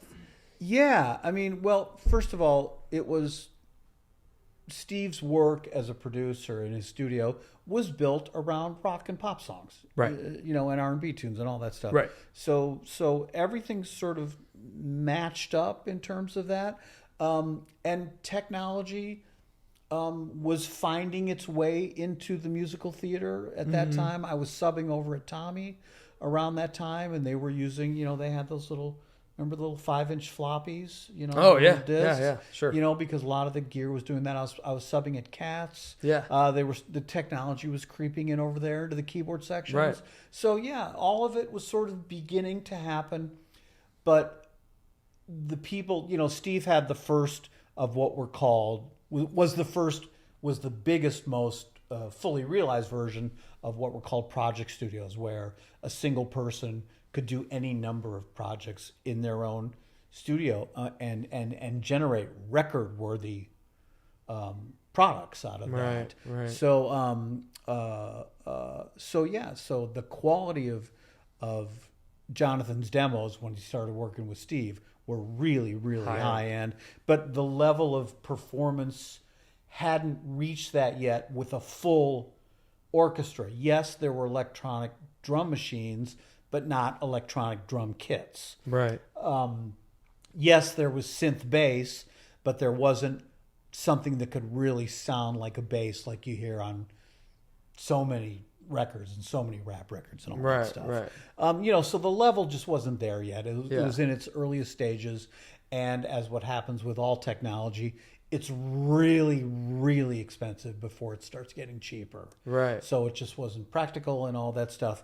But the sound, you heard in Jonathan's mind, this is what I'm going for. How do we get there? Right. And that was among some of the early conversations. Well, he it and seems I like had. it was your job to take these demos and all the things that he incorporated into that and translated into live performance, which was inevitably going to be challenging because you were at some limitation with the budget of this workshop in general. Yeah, and the only things where you could do things with electronics that were feasible and reasonable and sounded at least like you're in the ballpark is with keyboards and keyboard sounds and percussion sounds. And by percussion, I mean like marimbas, xylophone, mallet things. Yeah. Because there's a percussive element to them. As well as a harmonic element to them. Mm-hmm. So we had a brief discussion. It didn't take long, but Jonathan was like, why can't we recreate Steve Skinner's studio on stage? That was really one of his original dreams about the show, that it would be 4 keyboard players. Yeah. And an electronic drummer. But electronic performance just hadn't matured to that space yet. Yeah. And interestingly enough, we were talking about Sweeney Todd earlier. There was a version, I believe it was the early 2000s. Teeny Todd. They did it at Circle in the Square. Oh, is that what they called it? Yeah. See, I'm not as cool as you. I only know that because we had Jim Walton, who was in the show. Yeah, Jimmy was in the show. Yeah, he was in it, and he Jimmy, a good friend of Lonnie Price. Of Lonnie's, yeah. From the Merrily. days. Yeah. So I remember I went to see it and went, Sure. You have Tunic's orchestrations, and now you have 3 keyboard players? Mm-hmm. What are we kidding? What are we talking about here? Sure. But it just tells you how long it took. And this is now, even without getting too in the weeds, after sampling technology has now already been around for a little bit, they still couldn't get anywhere near it. Yeah. And I appreciate what they did. Right. And somebody had to do it. It had to start showing up. And also, if you're trying to produce a musical, it's cheaper. It's a cheaper way to make a band. Of course. Yeah, of course. Okay, I mean, I get all of that. But just on a purely aesthetic level, I wasn't bought in yet. Right. And so you guys had what for the workshop? 4 or 5 guys? We had, for the 94 version, we had 4 of us. Yeah. And then for the 95, since we were expanding, we got 1 more.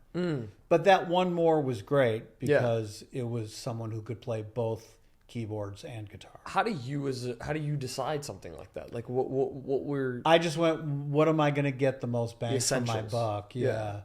No, yeah. I just, know as a musician and having been in a lot of bands and seen a lot of configurations and seeing what the show wasn't and what it was.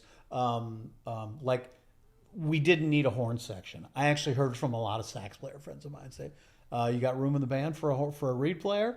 And I went, nope, not in this show. Right. It wasn't until the Hollywood Bowl that I wrote for a horn section and a string section. Yeah, crazy. But, think of that's now 16, 17 years later. Yeah. Or whatever that was. So, but it just, I knew enough to know what we could do and what we couldn't do. Right. So, You know, you and I had discussed this as we were walking in, but I'm working on this new musical right now, and I'm getting a lot of perspective, one that I did not have, as to the difference between a music supervisor and a music director. And I think that that's something that those roles get conflated because sometimes the jobs cross-pollinate, but I was wondering if you could describe the formal difference between what a music supervisor does on a musical and what a music director does.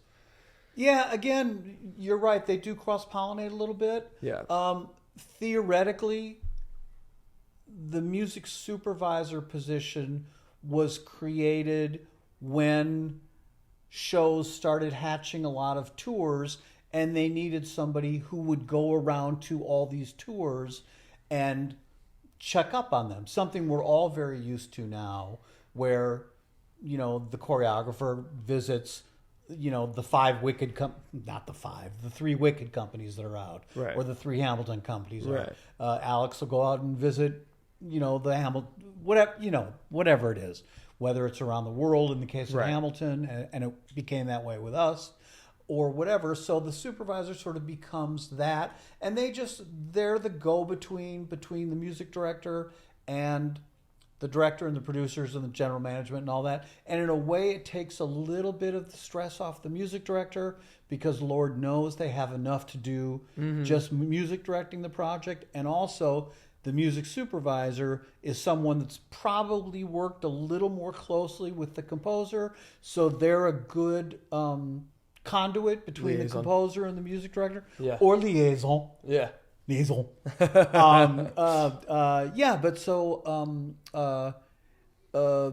So it's that. And also sometimes the music supervisor will, as I've done in my supervisory career, will do some writing as well. I was going to ask about this. And that's limited to people that can do that. It happens to be in my skill set. I happen to have also been a composer and an orchestrator. Yeah. So, and the composer knows that about me, and they go, good, this is another little thing that someone Right. like Tim can help with, because Right. once it starts getting late early, where things start getting tight and time Yeah. starts getting short and all that stuff, I can also be How much of that? a help to a lot of people. And I Right. can also interpret what the composer means and say to the music director, this is what the composer means.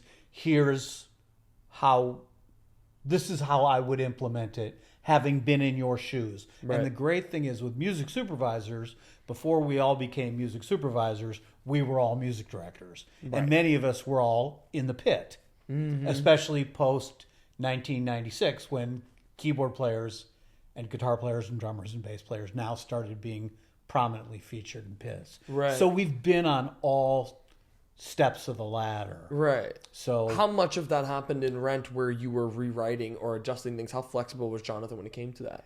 it took a little doing, but not a lot. But those moments where it happens are very significant to a music director.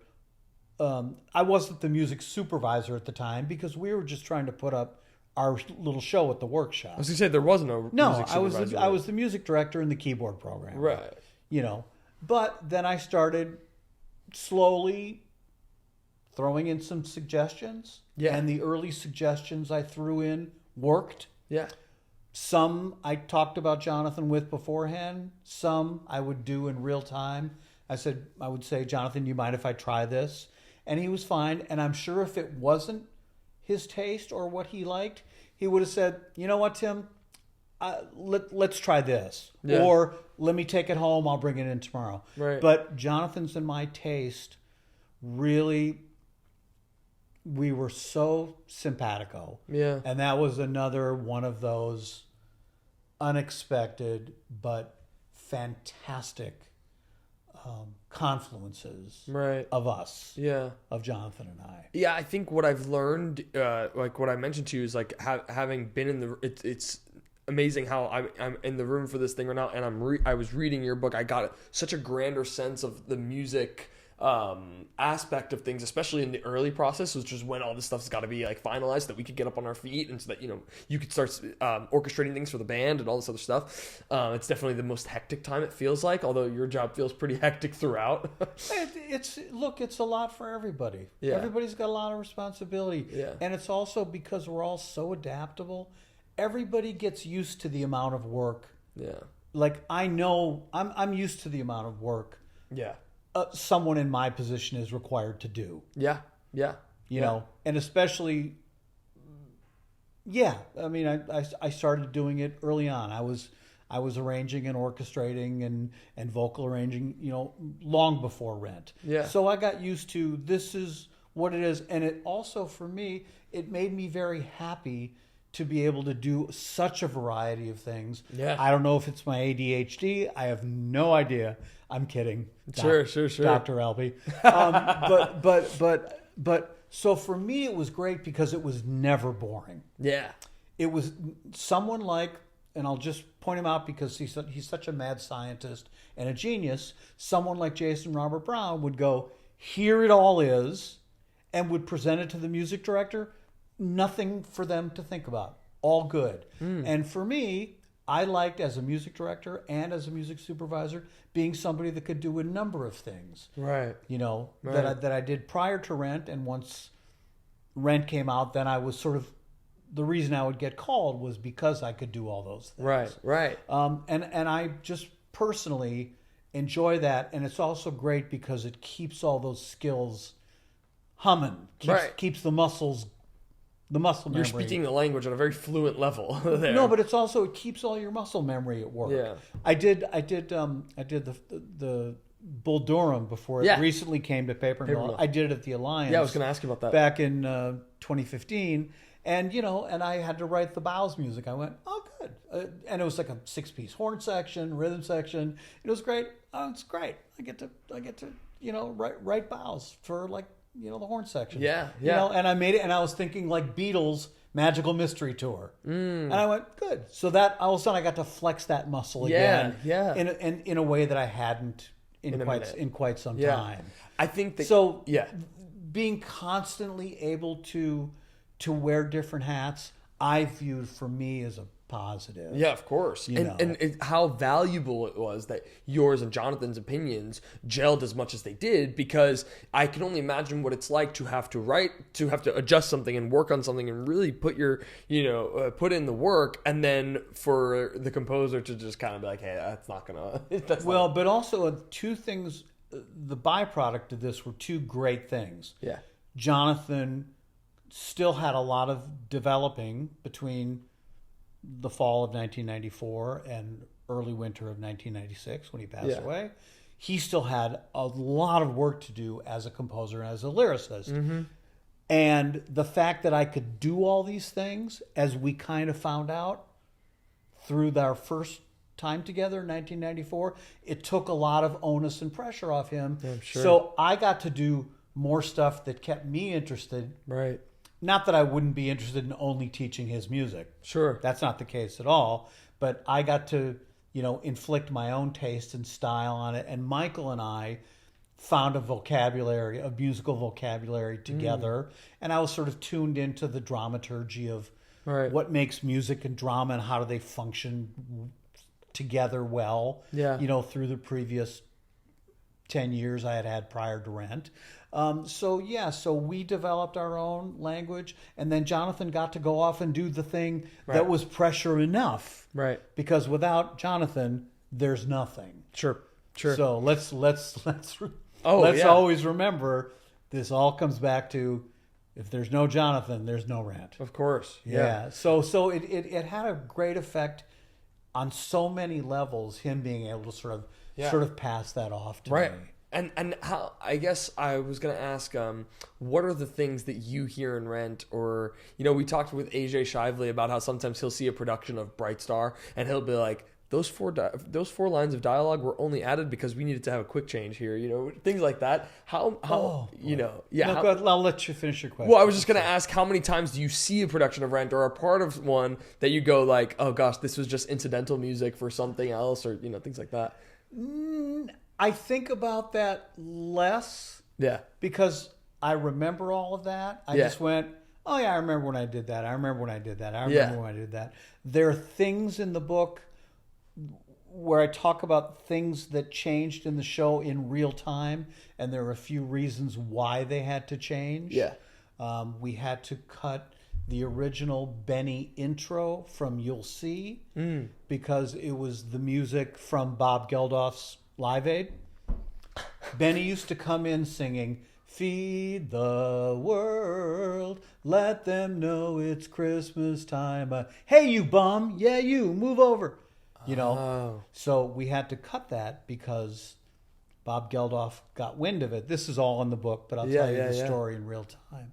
He got wind of it, and he called our producers. He said, "You can't do that. You Yeah. can't use that." Yeah. And I understood why, because we used it in a very flip manner. It was just a way to get Benny onto the stage. Right. So Kevin McCullum, one of our producers, called me one day and said, and it was while we were making the original cast recording, Right. said, "Tim, we can't use it anymore. So find something public domain, make it sound like Jonathan." I'm like, "Great, fine." So I was looking through old, Christmas carols from forever ago, Yeah. and I went, "Joy to the world," made it sound like a Jonathan piano part. "Joy to the world, the hey you bum, yeah you move over." So that's something that changed while we funny. were doing the show on Broadway. Wow, that's so Yeah. funny how those things work. And there was a lot of things that happened over time, and all the way until the last tour I did of the show in 2019, I would constantly be reshuffling vocal arrangements, Yeah. changing stuff up and all that. Right. But it's the nature, it's the great thing about pop music. Right. It continues to unfold and hopefully enrich itself. Right. And part of what people bring to it, their own style, their own, which is not to say just riffs for riff's Right. sake, but just as people evolve as singers, as music evolves, as my own creativity evolves, Yeah. Sorry, I would go, "Oh, I could drop that into the show." Yeah. Oh my God. And I got to constantly make improvements with sort of tacit approval from the Larson family, Of course. which matters a ton. Yeah. And our producers and all that sort of stuff. So It's pretty special because I don't think any other medium would. It's a living, breathing thing. here. yeah, that's what's great about the theater. Even if you're doing South Pacific every night, it's still a living, breathing thing. Yeah. And it'll change in more subtle ways, as Rent continually did. Right. But then I would inflict some larger scale changes. They weren't that much larger, but like, oh, this is different now. Yeah. Cool. Right. Done. Right. Yeah. So yeah, but I was very lucky that I was sort of entrusted to do that primarily by Jonathan's family, but it's also it's an understanding Michael and I had about this is how we're going to do this show going forward. Yeah. It's not going to be a one size fits all Right. show. Right. Let's use the strengths Yeah. of these people we hire, their acting strengths, their musical strengths, Yeah. all the things that we could do. So it has been it was in a constant state of evolution. Right. And that was thrilling. Yeah. Yeah. I I was wondering if you could tell the story about when Lonnie came to see the workshop and how what you were feeling about it, and yeah, I was wondering if you could share that story. Yes. It's in the book. Yeah. When we were doing the 1994 workshop, it was, as many shows are in their early stages of development, a mess. Sure. Some parts of it, great. Right. Even I could see some parts of it were like, this guy's amazing. This guy he's an original. He's one of one. He's an original voice. I've never heard a composer in the theater that sounds like this guy. Speaking of Jonathan, of course. So I'd known Lonnie by this time for 4 or 5 years. We had done our 2 shows together, and we were really tight. And I slept on his couch for a number of months, and he also is a theater. He's a historian's historian. Mm-hmm. He knows every theater album. He's read probably every theater book ever written, and was a great actor back when he was younger, and had now become a great director. And he knew everything, and he knew everything that all good directors worth their salt know. Yeah. They know structure, they know tone, they know things. Right. They know things as good or as limited as I was at the time. There were some things I could see, and some things I knew I just couldn't. Yeah. So I asked Lon, and I was at a period in my life where I wasn't sure if New York was the be all end all for me. Mm-hmm. I had been in New York for about 12, 13 years by then. Things were going really well by all measures, but I'm not 22 anymore. I'm closer to, I'm staring at 40. Mm-hmm. It ain't that far away. Yeah. So I thought, what's it all adding up to? So I was really at a crossroads in my life, and I do talk about it in the book. Jonathan and I had a conversation, just for a little inside Jonathan for everybody, that he was not at a dissimilar place.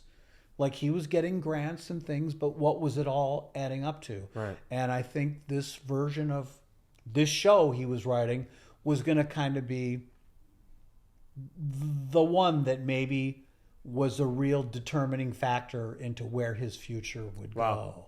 Yeah, and so it was Putting another a lot of weight onto no, it. but it was another place where a lot of our lives were magically kind of crossing. Yeah. Yeah, it was amazing.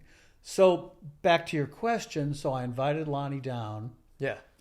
And the first act at that time ran about an hour 50 to close to 2 hours. It was long. Yeah. I think the show was around 3 hours. That iteration, Which is pretty customary for a new musical that's going through this much. That's what I mean. And also remember, this is a period where musicals could still be 3 hours and 10 minutes, like Fiddler on the Roof, Right. Or 3 hours, like Les Mis. Yeah. It's not like shows go for an hour 20, hour Yeah. 30, hour 40 now with no intermission, which is a new thing that's happened, especially over the last 10 to 15 years, especially in the last 10 years, I'd Yeah. say. It wasn't uncommon at all. And so Lon came down, and he saw the long hour and 50 or so minute first act, and outside of the only place to be when you're in the theater is in the theater or out of the theater. So intermission, I would always step out, and at that time I was a cigarette smoker, so I would go out in intermission and I'd have a butt, and I went out there and I was talking to Lonnie. I said, so what do you think? He said, don't you ever leave the show. And I was really taken aback, like, that's strong. I said, what are you talking about? He said, Tim, you're doing a chorus line. And what he meant, of course, was you are doing a generational musical. And I'm like, you're kidding, right? Really, come in, see Act 2. It's like, it's so much smoother. It's like so much better. It flows. He's like, I don't need to see Act 2. Yeah, I'm coming back for Act 2, but I've seen enough to know. Tim, if you don't do this show, I will not be your friend. And look at that. I mean, No, but I'm saying he's like, you can't possibly even consider quitting it. yeah. I mean, that was the subtext of what he was saying. Right, of course, But he said of course. he gave it to me straight because we were course. good friends and he could. Yeah. But, we only had 7 minutes to talk about it. Sure. But he basically said, don't you ever quit the show. And if you do, I will, A, never speak to you again, and probably take you off the friend list. I mean, was that the moment, do you think, that you realized you were part of something that was going to be something? No, you never know about it's going to be something. You just go, it's good. I appreciate Lonnie saying that you're doing a chorus line. That's a strong take, right? At that point, I believe the longest running Broadway show. It's a strong take. Yeah. Yeah. So in between what we were doing in a chorus line are an infinite number of possibilities as to what can happen to a show. Of course. It could have been that, and then something could have happened. Of course. Anything could have happened. Right. And in our case, something did happen. Right. But I recommitted myself to the show in a way that any plans I had to leave New York, which was one of the considerations for me, or to look into teaching full time, which I was like, yeah, I could do that, and work somewhere else locally as a music director and be a whatever the other options you consider when you no longer consider a freelance career in New York. But at that time, it erased all that and said, no matter what you do, Tim, you figure out a way to cobble together until you have seen this thing through. That's what Lonnie's response to Act One. That's what it triggered in me. Yeah, that's a really special moment. By the way, that background, see that manuscript paper? Yeah. I don't know if you've gotten to the place in the book where you see my rewrite of Tune Up A. No, not yet. Anyway, that's it in cool. relief. Wow. So in it is the that's my rewrite of. How cool is that? But there's a picture of the actual where I rewrote the song. Right. In the book. Oh, very cool. But That's awesome. it was smart because the one of the heads of the company happens to live in Baltimore, and she stopped by the Library of Congress, and she went through the Wren papers, and she found that. Wow, that's so cool. Yeah, that's awesome. I thought it was a really, because it adds another layer of it. Oh yeah, for sure. Yeah, for sure. that. I want to ask you about the idea that we're good, right, Chris? I want to ask you about the idea of this is the other tab that I put in here that I thought was interesting, which was whenever you're working on a show from any angle, you have to drink the Kool-Aid a little bit, and you have to kind of go like, okay, you know what? There's a part of, there's sometimes where you're working on it and you're going, I'm not sure what the perception is. That's why you're so curious about what Lonnie would think, because you're so in it that you lose sight of whether or not it's good. You know what I mean? Or, Sure. And I was wondering, what are the things, aside from like Lonnie's perspective and stuff like that, that remind you that the work, because I think that sometimes the issue when you're that deep in is you're trying to be like a show doctor, and also you're invested in these characters and this motif and all these things. How are you able to remove yourself to be objective? For me, it sort of comes with the territory in that I'm not one of the actors. My job is to take a little more of the, let's just say if the director's taking the 30,000 foot view, I'm certainly taking the 15,000 foot view. Mm-hmm. So I'm constantly looking at structure. Does the music match the dramaturgy? Right. Do these harmonies sound good? Yeah. How does this thing need to build? Is there a better musical choice that I could make here once we get the band? Is there a better band choice I could make? Right. So I'm constantly looking at that.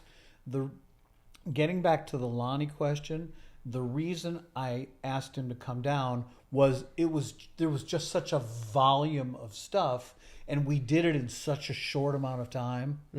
I mean, it's so interesting because now I can actually teach the score to a company in I think my record is 2.5 days. Wow. But at that time, it was, Clunky. Weeks. Yeah. And it was big and it was unruly. But what it was, at very, very specific points, and I can name a few, Light My Candle, I'll Cover You, Seasons of Love,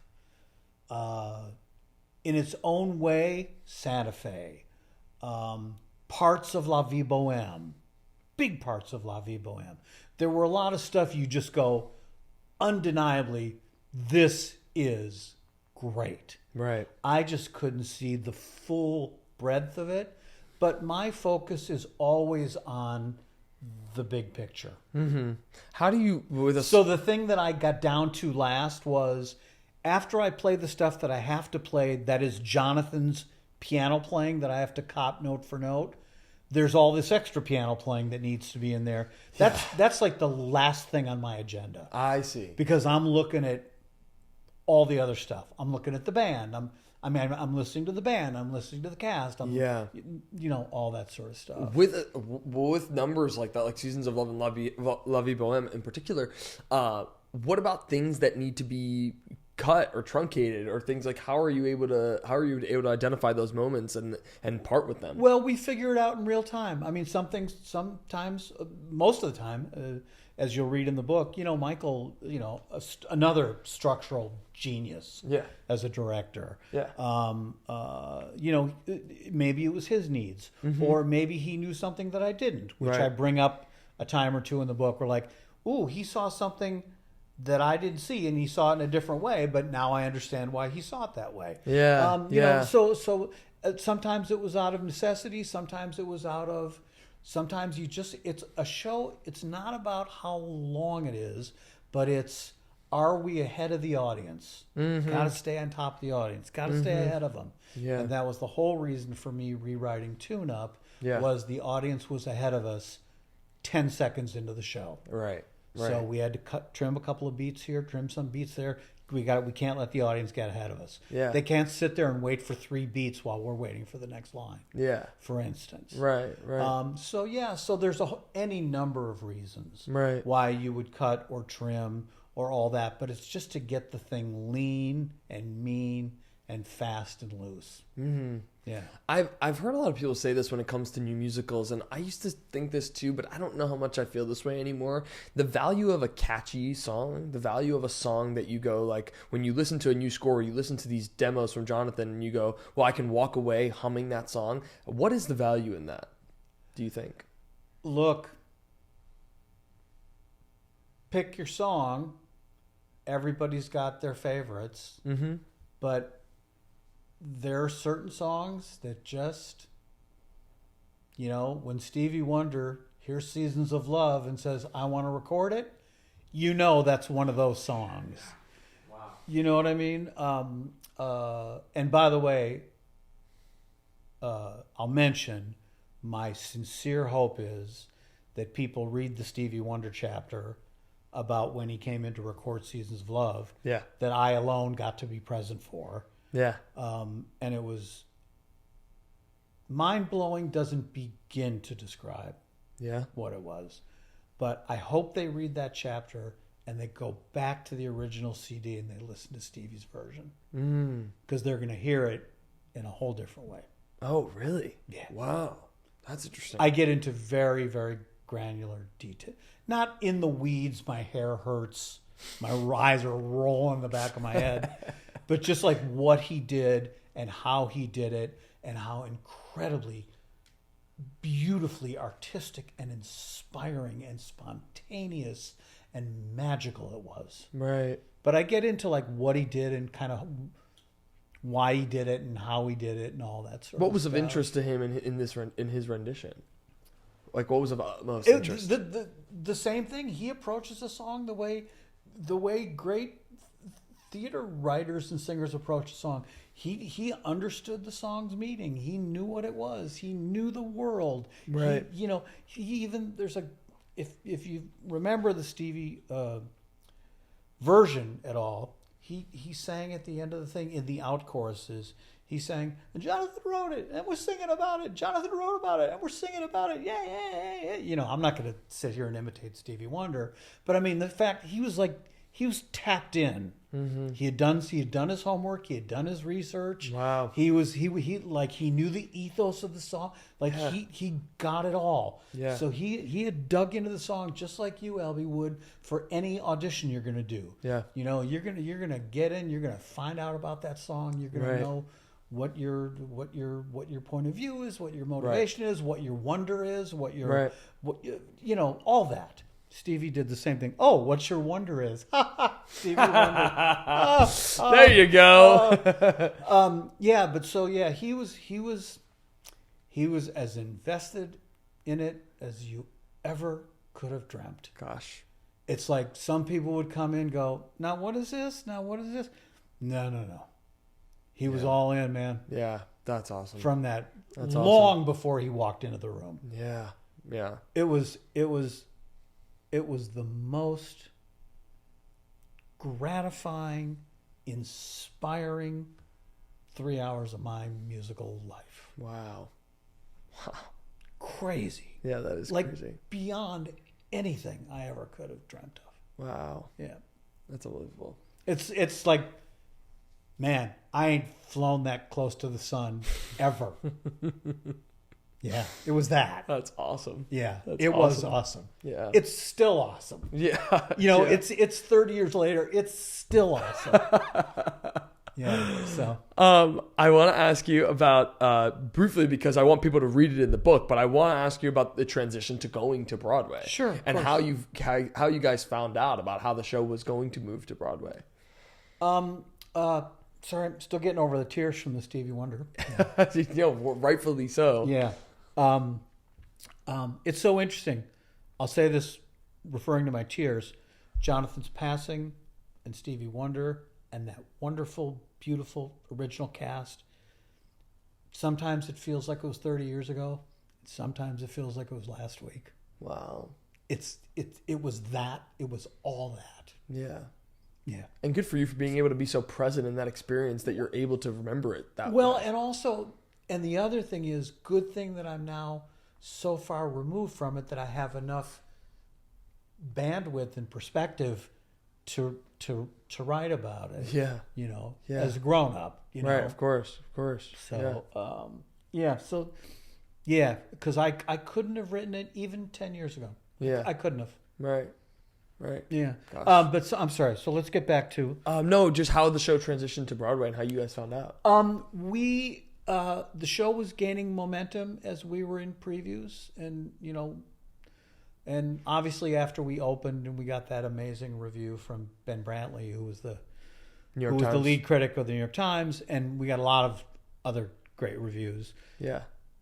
The run sold out It was a sure thing. in a minute. No, but then they had to figure out what are we going to do with the show. And I do talk about this in the book, but I'll give you the Cliff Notes version. Kevin McCollum and Jeffrey Seller. Jeffrey obviously produced Hamilton.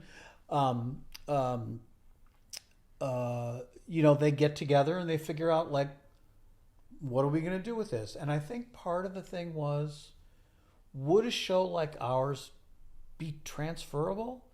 Or was it, this is this really groovy downtown show? Yes. And should it be what Jim Nicola always wanted it to be? Have a permanent place to play in the East Village, a show about the East Village. Right. But Jeffrey and Kevin had bigger ideas about it, and they really, to their credit, they took the leap. They go, we're doing this. Mm. And it was purely them. It was Kevin and Jeffrey and who said, it's going to Broadway. We are gonna take this thing to Broadway. Yeah. Yeah. And they spearheaded it, and everybody went. And also, the truth of it is, the cathartic experience, the electricity that was happening in that theater every night Right. was, I'd certainly never been a part of anything like that. Nobody I knew had been a part of anything like. I didn't know people in Chorus Line. Yeah. You know, yeah. I subbed Chorus Line, but that was at the end of the run. That wasn't the Chorus Line that I was subbing when I got to New York in the 80s. You know, Phantom was a little like that because I subbed over there as well, but it wasn't like rock concert crazy. Right. Even Tommy wasn't rock concert crazy. It was, we love the Who. Wow, this stage version is great. This is so, I hate to use the word, but it's true. It was so organic and spontaneous and electric and breathtaking what was happening every night. Yeah. And we were just getting warmed up. I was going to say, you only had, what was that run? 6 weeks? That's what I'm saying. Yeah. We were just getting Your warmed off-Broadway up. run was something like 6 but weeks. the fact that we were just, we were burning it down Yeah. nightly. And that place was made of brick. So Yeah. the fact that we were burning brick down says something about how we were burning it How down. much work you were putting in there. Yeah. How much of Yeah. it changed from that New York Theater Workshop version to Broadway? Well, again, I speak about it in the book, but I'll do a quick version of Yeah, it. yeah. You know, after we did a lot of theater shopping, we ended up at the Nederlander, and basically they recreated, the dimensions were eerily similar to the workshop. Oh. Because the workshop for a theater that small with 150 people has a full-on size stage, so you can do any number of sizes of works. Right. As what they didn't know was that, and we can do musicals, because Rent was the first musical they had ever produced down there. They just did plays, but plays have various size and breadth and width and Right. scope and all that stuff. Right. So, but the fringe benefit for them was, oh my God, and we can do musicals here too. Yeah. But the great thing is, the dimensions were so eerily similar that we could bring the junk sculpture up, we could bring the band platform and the support group platform up, and the back wall at the workshop was painted that sort of azure blue with the graffiti on it. So what they did at the Nederlander, obviously, since they have all the fly space and all the infrastructure of a Broadway theater, they just from one of the battens, they dropped a back wall in. Not obviously not a brick wall, but they dropped a drop. Yeah. And they painted it to look exactly like the back wall of the workshop. That's awesome. So That's it awesome. literally felt like we teleported Yeah. from the workshop to 41st Street. Right. Right. Like it was that eerie and similar and Yeah. familiar and comforting and all that. Like Yeah. we knew we weren't in Kansas anymore, Yeah. but as close as we're going to get. Yeah. And I can tell you personally, it brought a lot of comfort for Michael and I. I didn't really speak to anyone else about that because it was just something I accounted for my own experience in the book. But yeah, I bet it made a lot of people feel pretty damn better. Yeah, I'm sure. And again, it might have been a little bit of a de-stressor for all of us too. Yeah. And also the cast, after all they had been through, was working with so much confidence.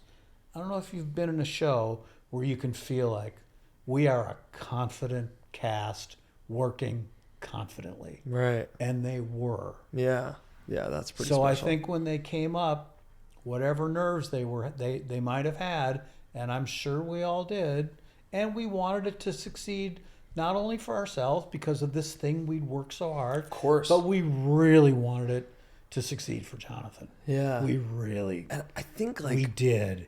I feel And like not in any kind of fake theatrical way at all. Just Jonathan, the guy we all knew. right. And did you? I mean, I'm sure you felt his energy and passion about the piece every day. I felt it for 25 years. Yeah. Right. I did. Yeah. I feel it right now. Yeah. Yeah. Yeah, I do. Yeah. I was gonna say I think that like when you're putting on a show, it feels like a secret. Like everyone feels like at the top of the show we have this secret that we're gonna share with you guys, and just you wait till you hear our secret. You know what I mean? Yeah. And it feels like the world really heard this secret that you guys have been holding even downtown for years, and now it's But isn't the interesting thing, you've seen the show, right? yeah, of Obviously. course, yeah. So when Mark starts, we begin on Christmas Eve and all that, he's telling a story. It's not, we're really eager to share this with you. We also know there's a lot of bad stuff in it. Yeah, that's about to happen. There's a lot of real life and death Yeah. shit that we're dealing with here. right.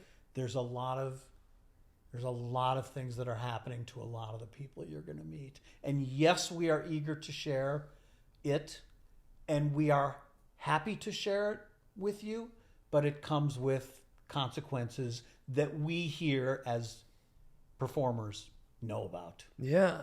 And So it carried the weight of both of those. yeah. But I also think too it's I think that who was it recently But sorry, that said, to finish, Shelby. On the other hand, all of us internally couldn't wait to lay it down. Yeah, I'm sure. Every night. I'm sure. Couldn't wait. Yeah. Yeah. And I think someone recently said this is like the more specific you get, the more universal things become. And I think that what a testament to Rent's success in terms of sending that getting that message across was how specific each and every character was and their struggles were. Well, and that was the beauty of Jonathan's writing. Right. That's what he was doing for certainly the 3 years, 2-3 years he had been working on it Right. before I came on board, but how it went into hyperdrive from 94 to early winter of 96. Right. Like literally until the last day of his life. Yeah. Yeah. Literally. Yeah. Every day before that, hyper vigilant, hyper focused, hyper creative, hyper intuitive, hyper. Yeah, I'm out of hypers. Yeah, but I mean, it was all that. Yeah. I still marvel at what he created. Mm-hmm. Yeah. Yeah, I always will, and I know I'm way biased. Sure. I know that. Sure. But I'm telling you, in my career, I ain't seen it before or since. It's all the proof I need. No matter how biased. Yeah. Yeah. So I don't mean shows that I've seen. No, I mean shows that that kind I've of- shows yeah. that I've worked on. Yeah. That I need to make kind of that figure, yeah. clear. I don't want to say things about other No. great composers. No. Shows that I've worked with, I ain't seen anything before it or since. Right. Not ever. If I could ask you a little bit about that preview process into opening on Broadway and You mean the Broadway preview process? Yes. Okay. Yeah. If I could ask you a little bit about it, and the way the book starts is you getting that phone call that Jonathan passed away, and I wonder, I guess this is what feels like the biggest night of your professional life. Opening, the biggest day you're going into opening night, where were you guys at that tail end of that preview process, getting ready to open? Where were you guys at? Well, I want to make sure I'm answering the right question. Yeah. If we're dealing with the beginning of the book, where I do get the phone call from our production manager at the time, at that point we were still in rehearsal. Oh, okay. Yeah, Okay. we didn't begin previews. Oh, so I must have mistook that then. No, it's okay. We didn't begin previews till 2 weeks later. I see. I see. I think we began. I get the dates a little fuzzy, but Jonathan passed the 25th. His birthday is February 4th. Right. So it's interesting that the book is It's coming out when it now. is. Pure coincidence. Wow. Maybe not. Yeah. But anyway, and then we began previews, I believe, on the 9th. I see. So we Okay, were okay. still in rehearsal. I see. Okay. Yeah. So then, regardless, before he passed, the night before he passed, you mentioned that you saw him hours before he passed away. You were with him in rehearsal.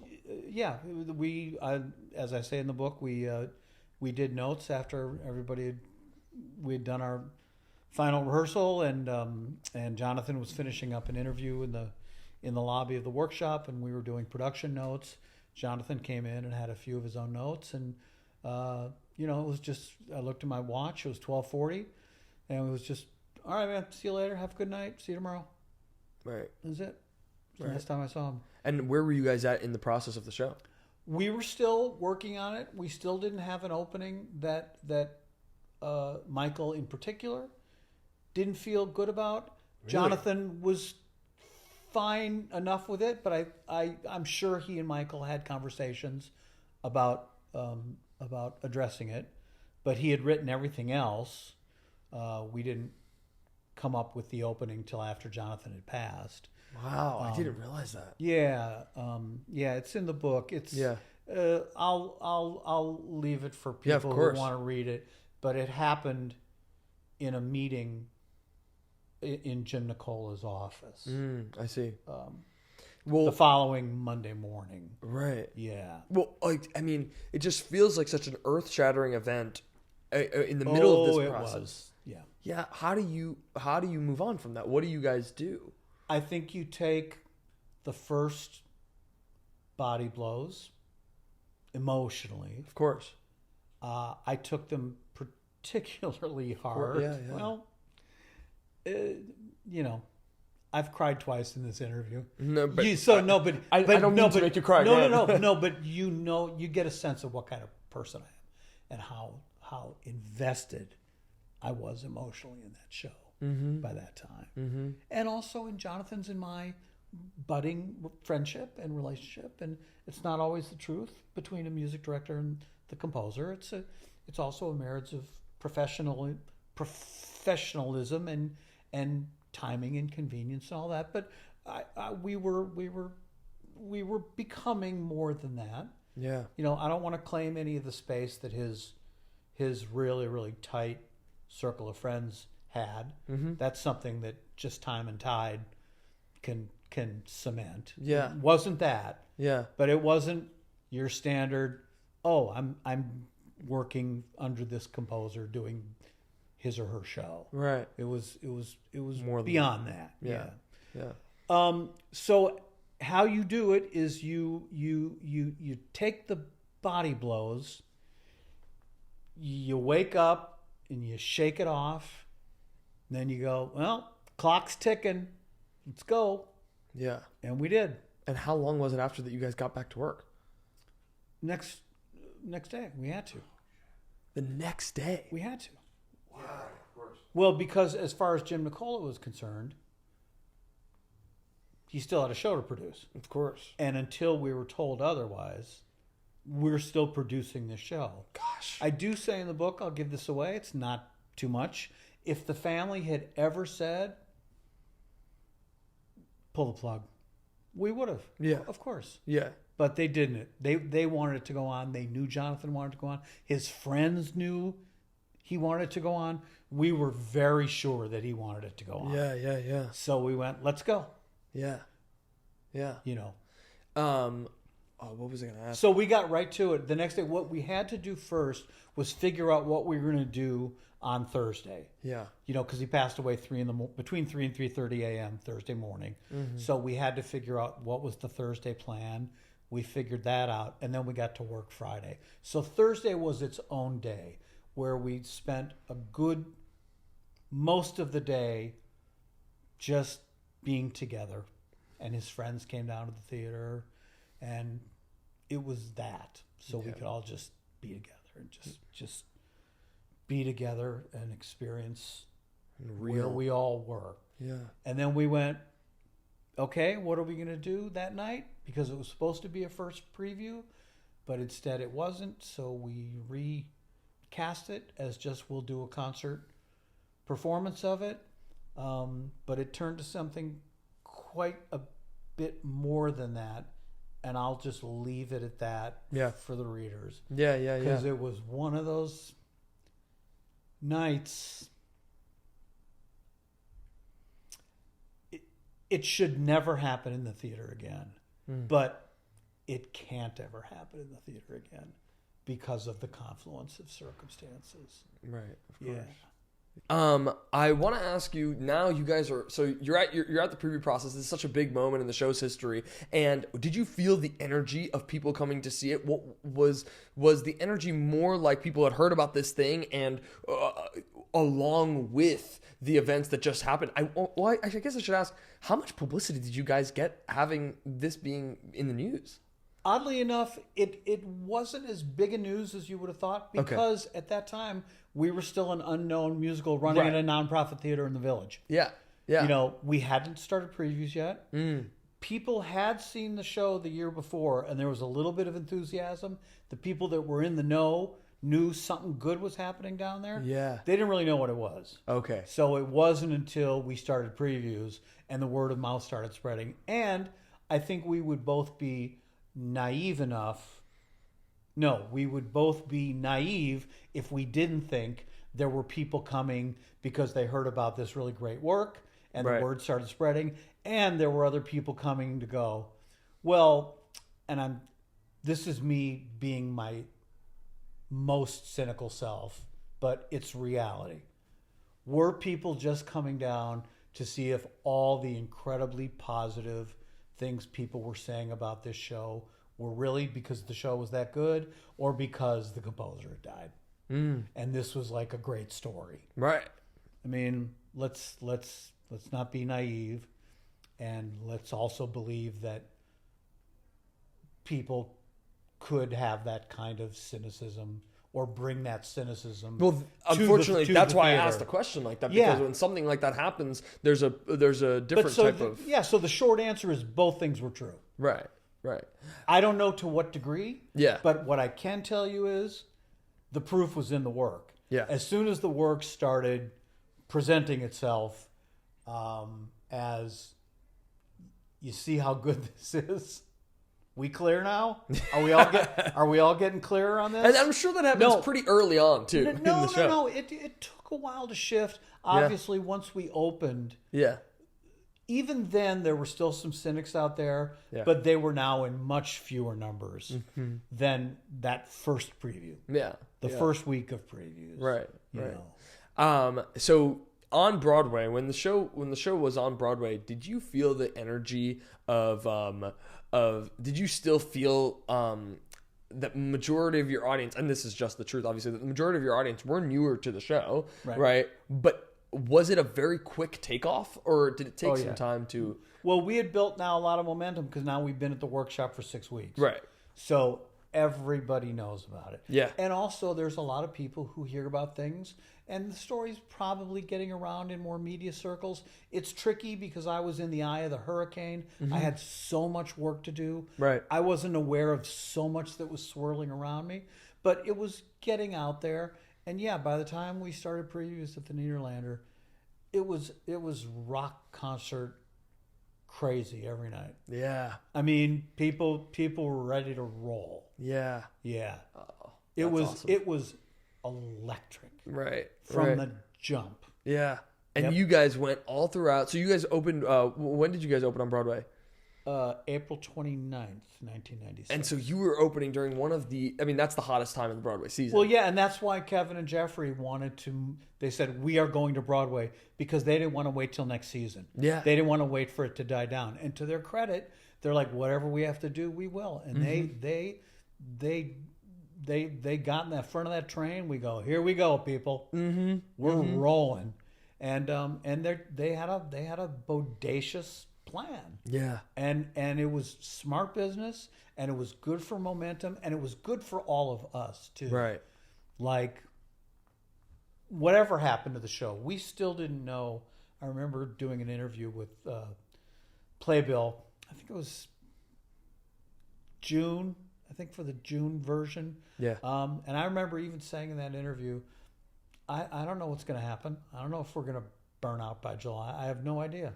Right. But so far, so Right. good. And you went right on into the Tonys, and you know. Yeah, but it was really good emotionally for all of us. I'm sure. It's like, good, let's go, let's roll, let's go. And the feedback was always like the response we got from the audience was always just what's the word I'm looking for?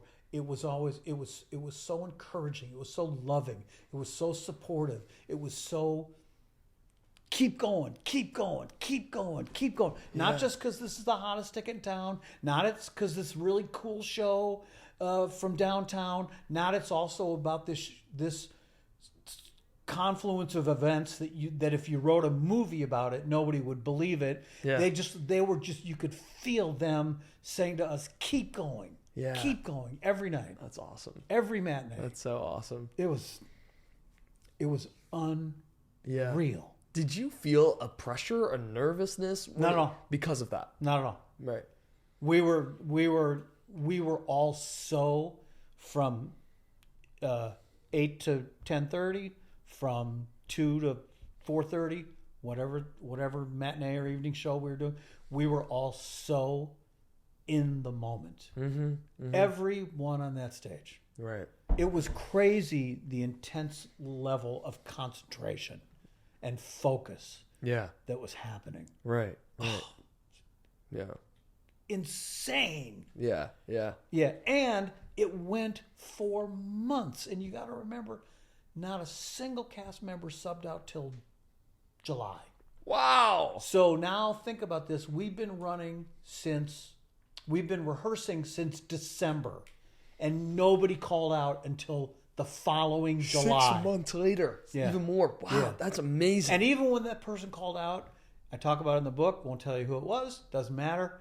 Even when that person called out, they went, I just have to. Nobody wanted to be first unless they absolutely had to. Right. Oh, that's so funny. Yeah, and That's it's, so cool. And it's the thing, this is from my 15,000 foot view as a music director. It's something I'll never know. And of course, there were a lot of interviews for the book and all that. But the actors have their own world, as an actor, that I'm not a part of. Mm. I'm doing my thing with the band and with the director. And yes, I'm with you and we're together.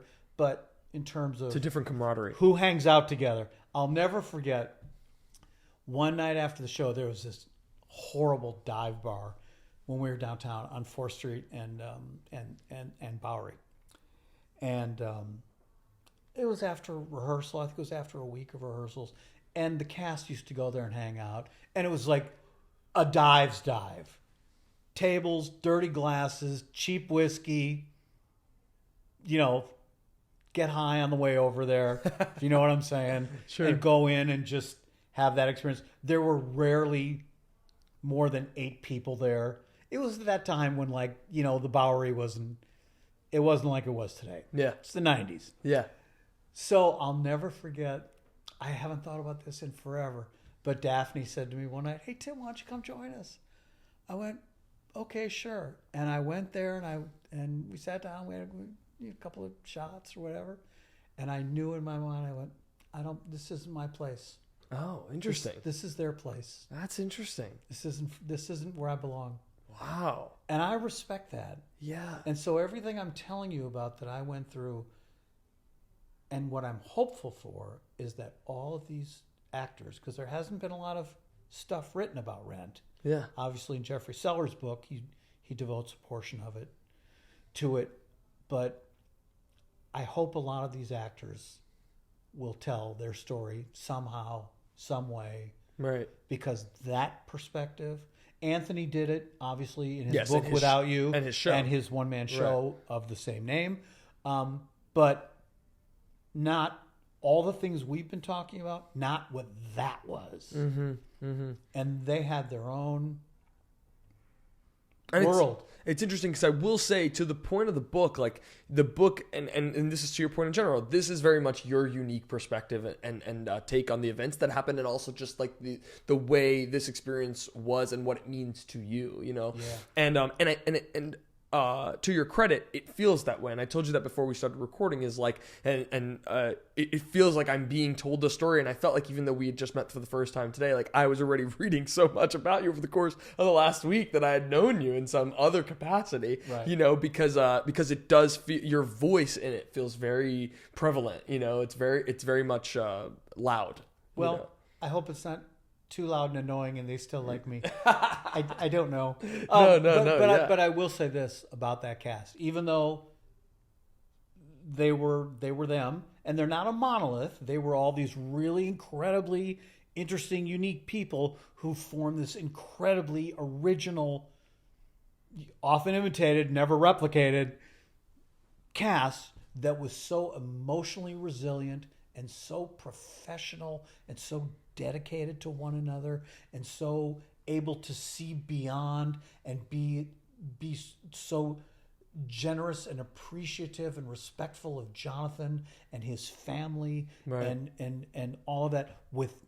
They were of, just like we've said, my sort of meeting up with the show and Jonathan was, the stars were aligning right and all that. It was also that cast. Yeah. It's like, I have never been around that extraordinary a company. And you have to remember, they were all quite young Yeah. at the time. Yeah. Yeah. And what they went through and how they persevered and how they held each other up and how they held themselves up with such dignity and class and grace and clarity and strength. You know, and there were I'll tell you a quick story. Yeah. While all these other things were happening, I've seen photos that didn't make it into the book because you wouldn't recognize the people, but I've seen a lot of candid black and white photos taken from the workshop, mostly in darkness, where I just got a little glimpse of a few of them sitting around just looking at each other like, oh, man. Oh. Michael told me a story that it's not in the book, so I'll share it with you. We were in rehearsal one day, and we were rehearsing, I believe it was Goodbye, Love. And Cass was facing upstage, and Michael said to Freddie Walker, who played Joanne, Michael said, Freddie, so if you could cross right, nothing happened. Michael's like, Freddie, if you could cross right, and Freddie just turned around, just bawling. It's like, that's what they were going through. And Michael went, okay. Yeah. Yeah. So I have no idea what was going on internally with all them, Right. and with them as a cast, or them in their small friend groups, large groups, all those, whatever size group of them, whether it was that whole community or 3 or 4 of them at a time or whatever, It's 15 more stories. Yeah. Yeah. And Gosh. and I hope they get told. Yeah. I hope so too. Some. Yeah. How did you feel that the? By the way, Yeah. I sorry. No, I want no. to add something to the end of that. Yeah. I believe people do tell them. Obviously, Anthony did, as Yeah, we mentioned. yeah. I would believe that someone like Adina in her concert tours probably Has said something. shares. I Yeah. bet. I don't know for a fact. Yeah. Sorry, Adina. I haven't been to one of your concerts. Please forgive me. But yeah, I think they all have. I bet you Daphne has. I know Jesse has. Mm-hmm. He's very, very communicative. Like I think he talks to Collinses all around the world. Oh, cool. Yeah, Jesse's like Very cool. He's beyond cool. Yeah, that's awesome. So I think everybody is storytelling in some ways. I'm Right. sure they all do it. Adam and Anthony are currently at 54 below as we do this. Yeah. And I know they share a little of that in their Yeah. show. Yeah. Yeah. So yeah, I think it's out there. Right. Because it's because to your point, it's just a super unique experience and very specific toward you guys. And it's so seared into our brains and our hearts. It's so entrenched in all of us. And time and years, okay, they smooth it out, they smooth it over, but it's emblazoned in every one of us. Yeah. It is. Yeah. I want to ask you a little bit about Tick Tick Boom, because I want to know if you felt, having known Jonathan so personally, that felt like my insight into it all. And I didn't know the musical very well before I saw the movie, but I saw the movie. Yes, it's on Netflix, but I got to see it in a screening in a huge theater of theater lovers. We saw it at the Paris Theater. Oh, sure. Love the Paris. Yeah. And so I got to see it there, and my gosh, you just felt the love and all the Easter eggs and all this other stuff. And I guess I wanted to ask you if you felt that movie, that Lynn's movie there, was how accurate of a representation it was of Jonathan as well as Andrew's performance. Truth be told, I never saw the entire movie. Whoa! I'm sorry, I just didn't. Yeah. I saw some of it. Yeah. But yeah, I thought it was a great representation of Jonathan. You can't. Everybody's level, like what drives them internally, Jonathan's stress and his anxiety, which was something I was very aware of. And I don't mean it's like, bouncing off the mattresses on the walls crazy. But Jonathan was very, very he had stress and anxiety in his life, and I think you can never underestimate the power of stress and anxiety. And I think it's very, very hard for an actor to portray it, because I think everybody's stress and anxiety is as different as we all are from each other. Yeah. But I thought he did a really, really great job. I think on a very practical world, there was a scene I remember where they were kind of all in the same room, and it was a lot of friends. It was like their group, their that's the friend group. Yeah, yeah. And they were singing Boho This Days. is the This is the life. Bobo, Yeah. Bobo, yeah. And I would say, just from a very practical standpoint, that wasn't the demographic makeup of that scene in real life. Oh, interesting. Because, and Jonathan had friends of multicultural, but not to look where we are in today's society. And it's just, this is how it's portrayed, and it's as it should be portrayed. Sure. Because I think the Caucasians and the white people have had their first 100 years in the theater. Sure. I think we're good. Sure. So, there was that. But the spirit of it and the youth of it and the energy of it and all that stuff. And I will say, from the part of it that I saw, that Lynn really captured the time and the feel and the vibe in every young artist's life. Yeah.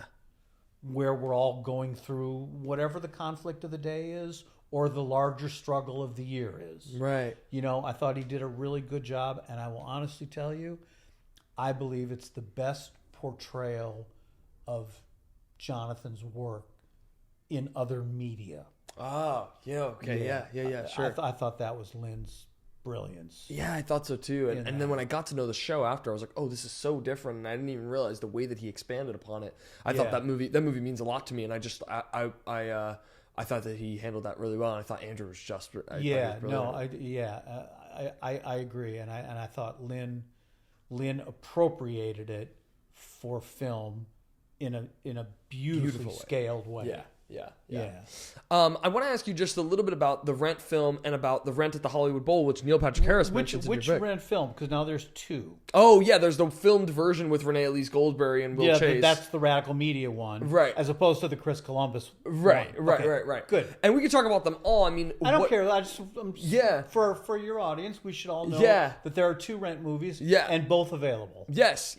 And actually the Rent pro shot, that's Renee Elise Goldsberry, I believe that was the final cast. That was the final performance, Yeah, and that version is actually available to stream on YouTube for free, and that's the version I'm familiar. That's the version I saw. Yes. And by the way, fun fact: George Martin, the producer of the Beatles, his son was the producer on that soundtrack. Cool. Nigel Martin. Wow, very cool. Yeah.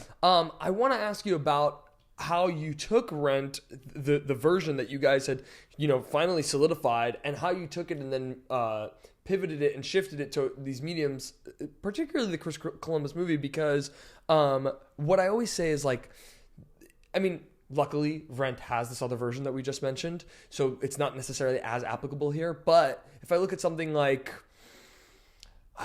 Sweeney Todd also has a pro shot. It's just, I'm saying that movies, sometimes people go, yeah, I know the show because I've seen the movie. And it's like, well, no, there's actually a lot of things here that are different and pivoted. And although you can look at it as another production, it also is finalized in a different way. So I guess I would ask what musically you decided to shift for the Chris Columbus version that that you thought was necessary for that medium. Yeah, I had... Full disclosure, I had much less of a stake in the movie, even though my name is in the opening credits. Yeah. And it was very generous of Chris to put it there, and I'm very proud to be associated with that. And once again, it was great to be with the original company again. It's amazing. I do, as a professional, need to say that I enjoyed my very, very nice credit at the beginning of the movie. Yeah. But and it was a great chance to be with the original group again. Yeah. And I met Tracy Toms and I met Rosario Dawson, who were both incredibly talented and smart and wonderful and great in the film. Right. I didn't have much involvement in that. The person who Revolution and Chris Columbus and all agreed to be the music producer was Rob Cavallo, who has a long history of strings and strings of hits. Most notably, he produced a lot of Green Day's records. But he's a rock and roll savant. Yeah. He did Pussycat Dolls. He's done so much stuff. Incredibly talented. And they took a different approach. And so it was a bunch of LA studio musicians, and they're all like thoroughbreds. They are such incredible musicians. Like it's when they played those tracks back, even the original cast, who's now heard Rent for so long, heard it all in a brand new light. Played by these incredible musicians with this incredible producer. Yeah. So that was really kind of cool. Yeah. And outside of that, then every director decides how they're going to expand it to the big screen, just as Lynn did it in a way that I loved in Tick Tick Boom. Chris did it in a way for the first Rent film, and right. and you know it is what it is. Right. Yeah, of course. And they're great, but also I'll never forget one of the producers on the film, Michael Barnathan, said, "I know this is going to be hard for you to believe, Tim, but they're going to be more, because this is the power of the movies. More people are going to see this Rent movie in a month than have seen it in the last." How crazy! 7 years. When did we make the Rent movie? 2003. In the last 7 years, more people will see it in a month. I mean, unbelievable. Yeah, but that's the power of film. It's and also that amazing. Was at a time when movies in theaters, post-pandemic, not so much, right? And with streaming, but back in those days, people were seeing movies by the millions per weekend. Yeah. And he wasn't wrong. Yeah, of course. Yeah. And the money reflects in and of itself. If you look at something that's like the box office grosses versus Broadway box office grosses, we're looking at a completely different number. Yeah, of course. And especially in that in those era, days. Of course, yeah. So but I was quite a bit less involved in that. Yeah. I was present and there to help and there to support and but beyond playing a little rehearsal piano, I wasn't doing much more than that. Sure. Wow, I went from being audition pianist. It's a full circle thing. I've come full circle. Yeah, I was the rehearsal pianist for the movie. Yeah, that's funny. So I have a couple more things I want to touch on. You know, you mentioned with Jonathan that you both had a love for Sondheim, and I imagine you met him in some other capacity, but I know that you met him because he was in camp. That is correct. But I met him briefly. Okay. And the other time I met him, when they did the Sondheim celebration at the Kennedy Center. Oh, yeah, because with Randy. My wife Randy was in A Little Night Music. Yes. So Sondheim was so happy because every room he'd listened to, they were doing another one of his shows. Yes. And Randy said he was like happy as a kid all over again. Yeah, I remember telling us that. So I got to meet him for a second, and also I have a cherished rejection from him. He famously wrote everyone back. Yes. Any young composer, and Jonathan wrote him many letters. Yeah. And he got. There's a great story about when he got his first response back from Sondheim, but it's not in the book. Mm-hmm. And Jonathan's relationship with Sondheim was his own relationship, and whenever anybody asks me about that, I go, it's none of my business. Sure. You know, and Jonathan and I did not talk about it. Okay. So, so when we did Jonathan's enshrinement concert into the Library of Congress, I asked people to submit if they would write something about Jonathan for the program. Stephen Schwartz being one of them, and Stephen graciously said, sure. So I wrote a request to Stephen Sondheim. I got his address from my friend Lonnie Price. Oh, look, Lonnie Price is back in the picture. Oh, perfect. Look how funny that is. Anyway, so Lon gave me Steven's address, and I sent him a letter asking for him to if he would do this, and he sent me a thing back on his stationery. It said, "Dear Mr. Weil, thank you for your invitation to write a piece about Jonathan for this occasion, but I'm sorry, I'll have to say I won't do it. I'm not very good at writing prose. Yours very truly, Stephen Sondheim." Aw. It is the best rejection letter I've ever received. Yeah, and what an amazing story that I should mention. I think I mentioned it on the podcast before, but in camp, like, you know, Todd, who directed it, had like this, you know, little to no budget. It was like it was an indie movie at its true indie movie, and had written in the script, and correct me if I'm wrong, but he had written in the script that Sondheim was going to show up at the end. That was going to be the big, like, you know, moment at the end. But he didn't have Sondheim saying yes to it, and that's what got him the green light for this movie. Well, a little bit, partially. I mean, that was certainly the cherry on top. Yes, but Todd went through his friend Arthur Lawrence. So it was Arthur who made many, many, many overtures and were rejected many, many, many times by Stephen Sondheim. Oh. Yeah. It took a lot of doing. Wow. And it took a couple of bottles of wine and a limo ride. And yeah, it was... So what was the thing that got him to do it? Perseverance. Wow. And also the other thing is he's painfully shy in that kind of capacity. setting. Yeah, where it's not Stevens. Sure, it's Stephen Sondheim, the famous composer, lyricist, generational, you know, all-time, you know, great. Yeah. But playing himself in a movie, and as a small aside, since Mia Farrow happened to sort of be his acting coach, I guess. I don't know. What? Don't ask me the backstory. I can't tell you. I only know this from my wife Randy. Anyway, Randy happened to be there at the shoot that night. It was an evening shoot. So Randy happened to be there. I was there on location the whole time. So Randy happened to be there, and so since she and Stephen were friends from the Kennedy Center, she kind of asked Randy, like, "What do I do?" And Randy was like his acting coach a little bit for his brief cameo. You mean Mia? Mia was his acting coach, you said, right? In real life, but she couldn't make it. Oh, so Randy happened to be on location. So when he came up, Sondheim was like, "What do I do?"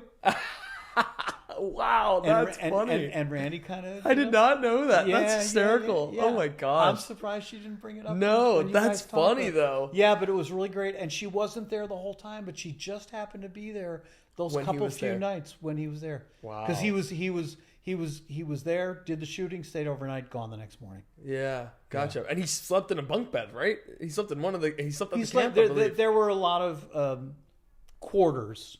Wow. I doubt it was a bunk bed or a cot. But he still stayed at the camp. He which is pretty did amazing. stay at the camp overnight. Yeah, that's but there amazing. was a lot of prying. There was a lot of coercion. That's crazy. There was a lot of influencing. That's crazy. Yeah. That's amazing. It kind of makes the Jesse Martin blowing off 6 auditions look like a day at the beach. Right.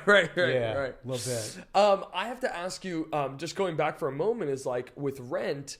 How do you move on from a project like that, even if not literally moving on because you're working on all the other various productions of it? Right. What do you do next?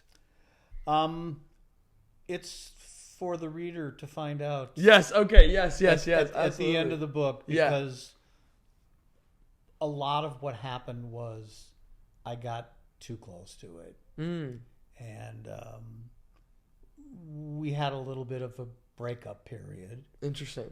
And then the readers can fill in the rest. Interesting. Spoiler alert. Yeah. No, good. F-bombs everywhere. Interesting. Yeah. Okay, good. Yeah. And I needed a little perspective, and the great thing was, because of the success I had in Rent, I worked on a lot of other shows. Right. I mean, including the Camp movie and the Rent movie, but on a lot of other shows from what would that be? 2002 when I left the show. On. Till up through 2000. Late teens. Yeah. Did a handful of rent tours at the end. By that time, I had enough perspective. But that's for you all to read and find out about. Can I ask you a little bit about the short? Sorry to interrupt. No. The short answer to how do you leave a show like that and move on? It wasn't easy. Yeah. I can. And imagine. I needed real hardcore distance and perspective. Right. And the great thing is, other shows filled in a huge amount of that void. Yeah. But also just the being away from it. Yeah, I'm sure. Because as you can tell through this interview, it meant the world more to me than I ever could have imagined. And my relationship with the Larson family and the world. Right. I want to ask you just a little bit about Rent at the Hollywood Bowl. I wanted to touch on that one thought because I just had the thought. That was fun, by the way. Well, yeah, way fun. Yeah, Go ahead. What an amazing thing! And in the foreword, Neil Patrick Harris mentions it a little bit. Yeah. But you mentioned that you created a whole nother horn section for that. How did you adjust for that huge space? Well, first of all, it's if you've never been there, there's no place like it. I've never been there, and I wish I wanted to so bad. You will. Yeah. It's great. It was obviously a bigger venue. I think it seats 15,000. I think it's it's one of the early outdoor amphitheaters. Mm-hmm. Now there's Red Rock and there's the Gorge out in Washington State. All the famous ones. But before it was like Wolf Trap, Tanglewood, and the Hollywood Bowl. And maybe Saratoga. Mm-hmm. I didn't know and Ravinia outside of Chicago, but that was but the bowl was like the OG. Yeah. So naturally it was bigger, and also I had always wanted to orchestrate it for a larger group, and there were a couple of opportunities where I might have done it for an entire orchestra, but those fell through. But so I went with this one. Let's add strings, horns, and percussion. So in addition to our original 5-piece rhythm section, we had two horns, 5 strings, and a percussionist. So not massive, but just enough that it still retained its essence, but then with a little more candy on it is all. Right. And I had to really be cautious because otherwise it turns into something else. Yeah.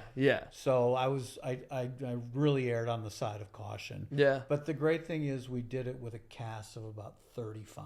Cool. And it was a gas. And the great thing is with the Hollywood Bowl, you got to put the show up in 5 days. Yeah, right. So that's when I set the all-time record of I taught 35 people the show in like 2.5 days. Oh my gosh, it was crazy. Insanity. And then day 4, you rehearse with the orchestra. With all these new orchestrations. Yeah. So it was intense.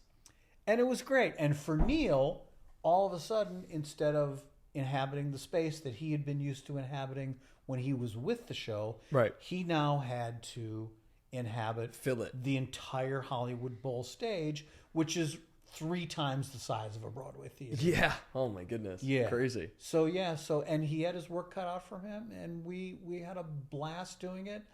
I think people liked it. Yeah. It all just went by in a blur. Yeah. But it was 3 nights. We were sold out every night. Yeah. Yeah. And I could hear it even outdoors with all that sound drifting out into the night sky. I could still hear people going absolutely that's crazy so cool. for it. Oh, that's awesome. It was really cool. And for me as a musician, seeing all the pictures backstage of the Beatles and all these famous bands who had played there, it's like it's the dream musicians museum of contemporary music. I'm sure. Yeah. I have to ask you a little bit about this because it's one of the biggest shows that you've worked on, and I want to just touch on it. There's a bigger one than Shrek. Oh my God! You worked on Shrek. I did. You worked on Shrek in through and through. It seems like you were part of Shrek for a while. I was. Well, I mean, it took some doing. It took a while. So, can you tell me when you got involved in Shrek? Sure. Janine Tesori asked me. I think it was 2000. probably 2006 or so. Yeah. I lose track of the day. 2005, 2006. We did a workshop of it, and then we did another production of it some months later, which led into what became the Broadway run. We went to Seattle and did a run of it at the Fifth Avenue out there, and then I didn't know that it did a Fifth Half run. Yeah. We did a good sized run out there. How did you know Janine? Janine and I have a long history. When she was an up and coming composer back in the late '80s, early '90s, she was doing just a small little piece at what is, I think it was even then, the Laurie Beachman Theater at the West Bank. Oh, sure. So yeah, and she just said, Tim, I know I think she knew me from Tommy. I think maybe because I was subbing Tommy back then. Yeah. And she said, can you fill in and do this for me? And she basically gave me a tape of these 4 tunes. And again, because my ears are pretty good, I picked it up pretty quick, and it all worked out really, really well. And ever since then, we had a really, really good relationship.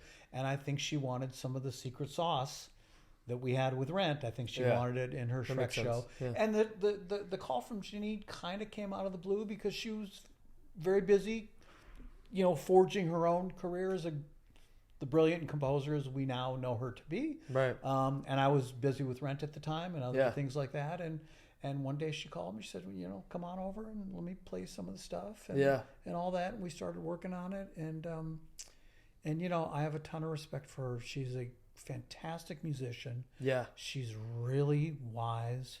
And she's a great musician. She's a great pianist. She's a great composer. And and so began our journey. So at what point did you join? It was crazy. I was going to say, it seems crazy, that story. It felt like we were in previews for 6 months. Well, I don't know exactly how long it was, but I never remember for a period of 3 years. Yeah. And this is long before we got to, or 2 years, long before we got to Broadway, not ever working on it. It ever not being front of mind. Right. And, we did, because it's DreamWorks, and they had a lot of money to put into it. I was going to say. We did very, very fully realized orchestral demos of songs from the show. 2 of them, which eventually got thrown out, didn't matter. Working, I was working literally for a period from 9 a.m. and I would roll in about 2 a.m. Oh my get goodness. 5 hours of sleep, rinse, repeat. Wow. Because we're recording at night. I don't have to get too deep into the weeds about it. I would rehearse all day. We'd record and produce and mix all night. Wow. Same. Wow. Same. So it was a lot of stuff. And then there was a lot of fixing and rethinking to do with what was a very, very complicated set. Right. So it required a lot of extra time and a lot of extra money and the other thing is, for them, the great thing is they're like, we're committed to our vision of the show. Right. And so whatever it takes. Right. It's just for us to translate it into more hours at the office. Right. I guess what I was wondering was, you go from Rent, which you were a part of from when it was a little engine that could, and with this, you're jumping into a show that already is starting at a 12. It is an incredibly popular property. So how you as a musician now, taking what Janine and David set and making it into something that was still recognizable for all the people who love that property, but also very much its own thing because it has its own voice. Oh, absolutely. I mean, it's the brand. Yeah. It's DreamWorks. Right. It's their own pressure from within about, we are now bringing one of our greatest well-known brands to Broadway. And also, they're not people. They're I don't want to say Disney characters because, there's humanity in all of these characters. But they're heightened. Yeah. And in an animated way. That is, they're the product of animation. Yes. Brought to life. So I think they felt enough pressure on their own as well. Yeah. But the great thing is they had the resources, and whatever was going to happen to it, They were going to give it their best shot. Yeah. And I think there was probably, I know there was, because Janine and I think, I'm not telling tales out of school. I know she felt the pressure of it. But she never made it anybody else's problem. I'm sure it stayed between her and the producers, or her and David and the producer, whoever the people in that strata were. And she was great, and she gave me a lot of free rein because she knew what I could do. She knew what I had done. She knows my musical skill set, and I was able to bring a little bit of that. And we found a really nice, generous balance of that. And I was just kind of like, Janine, you are working 10 times harder than I ever imagined I'll ever work on this show. So whatever you need me to do, I'll do it. Yeah. It is all good. So it had its time, and then it had its West End run, and it actually had a good little run in the UK. I dare say it ran longer in the UK than it did here, because we only did a year on Broadway. Oh, really? I think we did. I thought it was longer. I think we did. But you're probably right. We opened in April of 2009. Yeah, look it up, Chris. 2009. Yeah, I think we did like 11 months. Wow. I think. That's really not. But maybe long. Christian. I thought that. No, but maybe Christian can look up. Maybe I don't think it's a year and 11 months. I think it's 11 months. But the rehearsal process was a run in itself. Yeah. Because it was so long between the Seattle version. Yeah. And we were really in like I said, like in previews, rehearsing over a year. 13 months sounds that number rings. 14th, January 3rd. Yeah, there you go. Yeah, so approximately a year and a month. Yeah. But because we had done the workshop, and this is all in a very protracted period of time, done the workshop, then started putting together, I started getting stuff ready for the production we were about to do at the Fifth Avenue in Seattle. Then we did that full production all the time doing, we were in rehearsal that entire time while the show was running. I had very little free time in Seattle, sadly. And then kind of coming right back into New York, going right back into rehearsal, going right back into previews, going right back. So it was 3 years and then London, and then the UK tour. Once it got out of London, I was done with it. How many iterations did it go through? A workshop, and then a production, and then. Well, the two productions were quite a bit different. The one in New York was a little bit more like the movie, and it was a lot bigger. Edit. Bigger. The one in New York was a lot bigger and a lot more expansive, and the version they restaged in London was a little more family friendly, a little more. I don't mean to use this in an insulting way, but a little more children's theater oriented. Okay. And that the set pieces weren't heavy. Stuff was flying. It just felt lighter and airier and breezier. So there really were there was the workshop and two very different looking and feeling productions of the show. But the material was still the material. Right. So yeah. not much of the songs and stuff changed. No, none of them. If anything, they cut a couple of songs, and we did sort of famously, drop "I'm a Believer" at the end, into the end. Yeah. But look, that comes along with the brand. Yeah. And I understand their reason for wanting to do it. Just as with the Neil Diamond, musical, you went, you saw the Neil Diamond musical, but when they sang Sweet Caroline, everything was great. And it's the same thing with Shrek. Once they put I'm a Believer into it, everybody's like, they walk away going, that was great. Yeah. I'm a believer. Yeah. You end on that high. Yeah. No, and you talked earlier about songs that break through, that are familiar, that you go out humming, that you go out, but that's like a real thing, and that's what was so great about Beautiful. For all the people that wanted to hear all those Carole King hits, they get those. Yes. There's look, it's still entertainment, and there's value in that. It's not a sellout. It's the Mamma Mia mega mix. Yeah, but it's not a sellout. But that's a band whose the entire show is hits. Yeah. So, but that true. tells you the strength of that songwriting. That's true. I mean, they were, even though Mamma Mia was never my cup of tea, you can't deny that is a hit making machine. That band. Yep. Those guys. It's absolutely true. So It's absolutely true. I don't think that's a compromise. I just think it's a part of musical theater, the mega mix, and it's here to stay, and it's part of commercial Broadway entertainment. Yeah, for sure. It's all good. Yeah. I wanted to ask you a little bit about conducting because I find it to be a completely different beast, and I guess I imagine you learned about it a lot in school too, right? Conducting. I didn't study conducting until till my music directing career started. Oh, wow. I guess where I went to college, I was totally in jazz. The jazz, R&B, funk scene. Right. World music. That was the world I inhabited. Right. But it feels like conducting, I'm sure you've seen Maestro, the Bradley Cooper Bernstein movie. I've seen it. Yeah, and talk about an art. You know what I mean? Conducting in and of itself feels like its own art. And in some respects, I wonder how much of conducting are you basing on the page, and how much of you is it based on the feeling of what? It begins with the page and it becomes everything. Right. Once you've memorized the orchestrations, as we do after a while.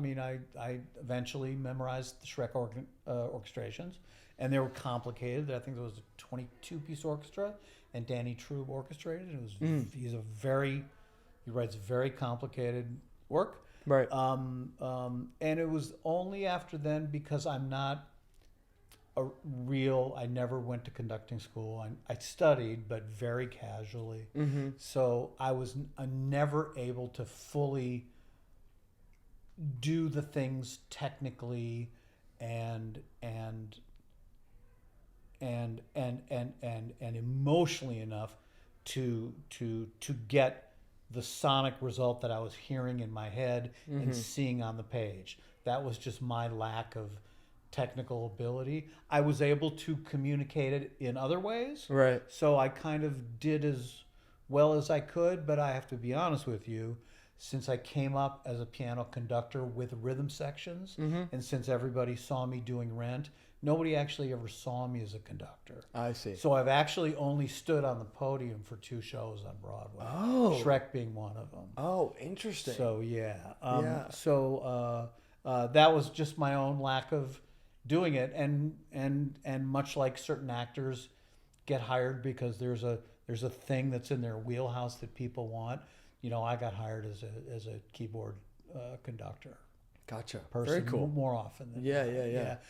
In answer to your question, it is an entire artistic and professional and technological and emotional and expressive skill set that I'm not very good at. Interesting. Yeah, that's interesting. And I have so much respect for it. Right. Having done it the limited amount that I've done it. Yeah, for sure. Yeah. For sure.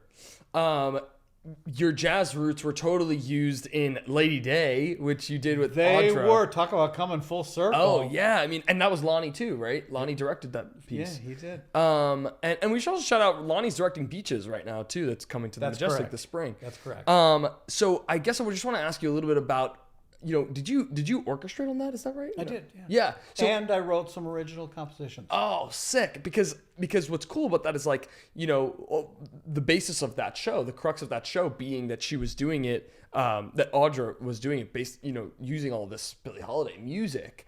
And I guess what is that like in terms of honoring the source material, but also making it theatrical for this story? Yeah, for me it was easy because the music in itself has so much history in it, Yeah. and it means so much to me personally because Right. that's how I kind of started I was going to say, that's your speed. making my bones a little bit. Right. Not necessarily that it translated into concert jazz work. Sure. But that was like my first really serious area of adult study. Yeah. Yeah. I fell in love with it as a teenager, studied it hard through my college years, Right. and in my early New York years, and then I moved away from it when I knew that wasn't where my real passion about music really. It really is a 24-hour a day passion you need to have to keep up. But the great thing was that I got to use it in the Joan Rivers show. and then it came full circle again, also directed by Lonnie, as we said, and then it came full circle with Audra and Lonnie in Lady Day. So the music for me was easy because it's so in my bones and my bloodstream. And Audra was the one that the overlay to the music was what formed the drama of that show. And the great thing is, having never worked with Audra and seeing her from the beginning, when she would just sit with a tape recorder and really try to get Billie Holiday's voice into her ear, and then she's got it into her body, and then there's a point at the show where she goes off stage and shoots up, and she comes back and she's playing a junkie. The build of that performance was absolutely incredible. Yeah, I can and imagine. I think that carried the day. I was just filling in the blanks with all the stuff that I knew very, very well from a long, long time ago. Yeah. And the great thing was I got to write a couple of original tunes. That's so cool. I got to write 4 tunes for the pre-show music, and one of my songs was used in the show while Audra was out shooting up. Oh. It was kind of like the band's break number. Yeah. So yeah. Cool. Yeah, it was really great, and it was a fantastic trio with Shelton Beckton, and George Farmer and Clayton Craddock, who was one of the first drum subs for Rent Oh, how funny. 15 years prior. Wow, that's awesome. So that was nuts. That's awesome. But And it she was won a- a Tony for that, Audra. She did. And also, I'll tell you a great story about Audra. She was amazing. We're in previews, and I'm just watching this force of nature, like something I'd never seen before. Because I had been there from when we were in the rehearsal room, and she was just listening to recordings, and I'd just be at the piano. We'd just be running through stuff. Yeah. She would go at her own pace and all that stuff. Yeah. And by the time we got to previews, I sort of took stock in my mind of all the distance she had traveled. And we had our first preview, second preview, and I'll never forget the words that Lonnie said to me, just like he said to me down at the workshop all those years ago. I said, Lonnie, she's incredible, right? Lon said, just wait. Wow. And it's gobsmacking what her process Yeah. and where it landed. Yeah. Oh, you listen my. to the recording of it in and of itself, and you feel some of it. You know what I mean? And I obviously never got to see the show, but God, you feel some of it. It's something you can, Yeah. they filmed it live in New Orleans. Oh, I didn't So know you that. can see it. I don't know if it's Oh. YouTubeable or Yeah. it's I'm there. sure it's it's on somewhere, yeah. something video. It's there. Wow. Yeah, because it came out. I think it was on HBO for a couple of weeks. Oh, I didn't realize I think that. it came Oh, out I'm in definitely going to want theaters. to check that out then. Yeah, she's seeing that develop and evolve and mature and grow up that close with someone like her. And I'd never worked with Audra. I never knew her before Right. the show. We Right. didn't run in the same circles. It was really something. Yeah, that's interesting. That's awesome. Yeah. That's exciting. So we have a tradition on our podcast. We always manifest a dream guest. So what we're going to ask you to do is manifest someone to be sitting in this chair. Randy gave us Cynthia Erivo and Jonathan Bailey, but you can manifest anyone you'd like who's living, and hopefully we'll be able to get them on.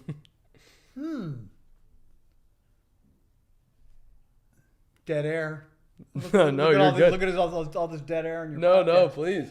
I just have to think about it. Yeah, go for it. Think about it. Can I ask you this? Can we qualify it? Is it actor? Is it musician? Is Whoever it... you'd like. Could be whoever you'd like. Okay. Yeah. We've gotten the likes of like Yeah, give me- Carol Burnett to like Adam Gettle to like And who did Randy say? Cynthia Erivo and Jonathan Bailey. I don't even know who Jonathan He's from is. Wicked. He's the Figaro in Wicked. Yeah. Oh, yeah. okay. Yeah. All right. Yeah, because Wicked was right on Randy's Yes. brain, on tip of Yes. her brain stem. If you haven't put her in the chair already, I would say Audra. Audra. Just now kind of reliving what that experience is. And she is she is as good a human being as you want to meet Yeah. and talk to. I'm sure I would love to chat She with is. her. She I is. have plenty to talk to her I, about. we didn't talk much during the show because that's her level of conversation. I barely said 5 words to her in rehearsal, and we rehearsed on and off for the better part of a year. Oh, wow. Well, on and off. Yeah. You know, and then as it turned out, Circle and Square became available immediately, and in 3 weeks we were in the theater. Whoa. It was amazing. I went, "Oh my God, look how quick you can do this!" Yeah. Yeah, and we did. And Wow. Lonnie had done the show before, but so I barely said a few words to Audra, and I understood why in retrospect, because she was so hyper vigilant Invested, yeah. and hyper invested in the work she was doing, Mm-hmm. and it was so different, and it wasn't just an imitation; it was an embodiment of Billie Holiday. Yeah. People have asked that about Jamie Foxx in the Ray Charles movie, which I thought he was brilliant in. Right. Was that a great imitation, a great performance, a great embodiment? Okay, maybe a little. You could say a little bit of all of those it, things, yeah. in my opinion. Mm-hmm. I'm just one man's opinion, but with Audra, she went, "Ooh, I have to really embody this because it's not who she is Yeah. in life." Vocally or anything. Any of it. Yeah. The junkie part, the vocal part, Right.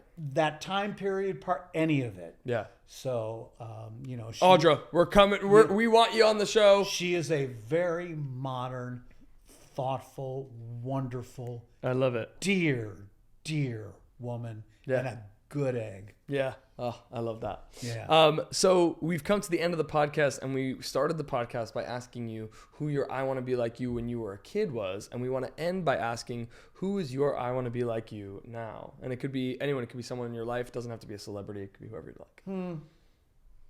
You know, going out kind of gracefully and all that. My father, Oh yeah. Why your father? because he's a good man. Yeah. He's a good man. Yeah. That's all I can tell you. Yeah. You know, the rest of it's, you know, personal and Yeah. enough. Yeah. Yeah. But the great thing was, at the end of his life, I got to spend real quality time with him Oh, that's nice. because I got to get out to Minneapolis more, Oh, nice. and I was able to help him through some of his medical issues and advocate for him, That's nice. and we grew very, very close. Yeah. And so I found out really who the man was, Yeah. because I left Minneapolis when I was a kid. I didn't go back there until I was about 50. Wow. Wow. Not because of any problems. I was working Yeah. Yeah. Yeah. full time. Clearly, you're pretty busy. Well, I'm just saying, but it's No, it's true. some decades of work. Yeah. Yeah. Of course. So yeah, so Yeah. the last 15 years of my life with my father That's awesome. were some that I would Yeah. never trade for anything. Are you working on anything right now? I should also ask. I'm working on this book. Maybe you've heard of it. Oh yeah. It's called Making Rent. Making Rent. Yeah. Yeah. Available And available soon at I also should mention fine stores everywhere. Yeah, that's right. And you're Yeah. also if I'm right, you're doing a big press event at the on February 2nd. Is that right? Yeah, we're doing a big launch at the Strand At the Strand. on February 2nd. Oh, how cool is that? You can go to the Strand's website. You got to get tickets. You got to pay a little money to get in there. Yeah. But it's not terrible. And I'll be having a conversation with Michael Greif. Oh, whoa, And sweet. and the great thing is, it'll be in the East Village, which is where it all started. How perfect is that? Yeah, so it should be perfect. really, it should be really cool. And there's still plenty of availability. So Yeah. I would encourage people to For sure. And come out. I want to encourage people to read the book because, like I've mentioned to you, while I have not quite finished it, I did read a good sum of it, and I'm excited to finish it because I think that it speaks volumes of your voice and the work you put into this show and why this show is the revolutionary piece of theater that we have today. It's a really special work, and I'm excited for everybody to check it out, especially the rent heads. Thank you. Well, I'm going to tease this out. There will be nothing to do with the book. There will be a rent event in the next 12 months in New York. Hello. Okay. All right. Just saying. Okay. Tim, thank you so much. Thank you so much. This was a joy. Thank you, Elbi, so much. Thank you, Christian. Oh, yeah. All right. Tim Weil. Thank you. I Want to Be Like You with Elbi Cespedes is produced by Elbi and Christian Cespedes. Special thanks to Angelina Cespedes, Vincenzo Salvatore Cakes, Randy Graff, Faith Massiolek of Bonneau Bryan Brown, and of course, Tim Weil.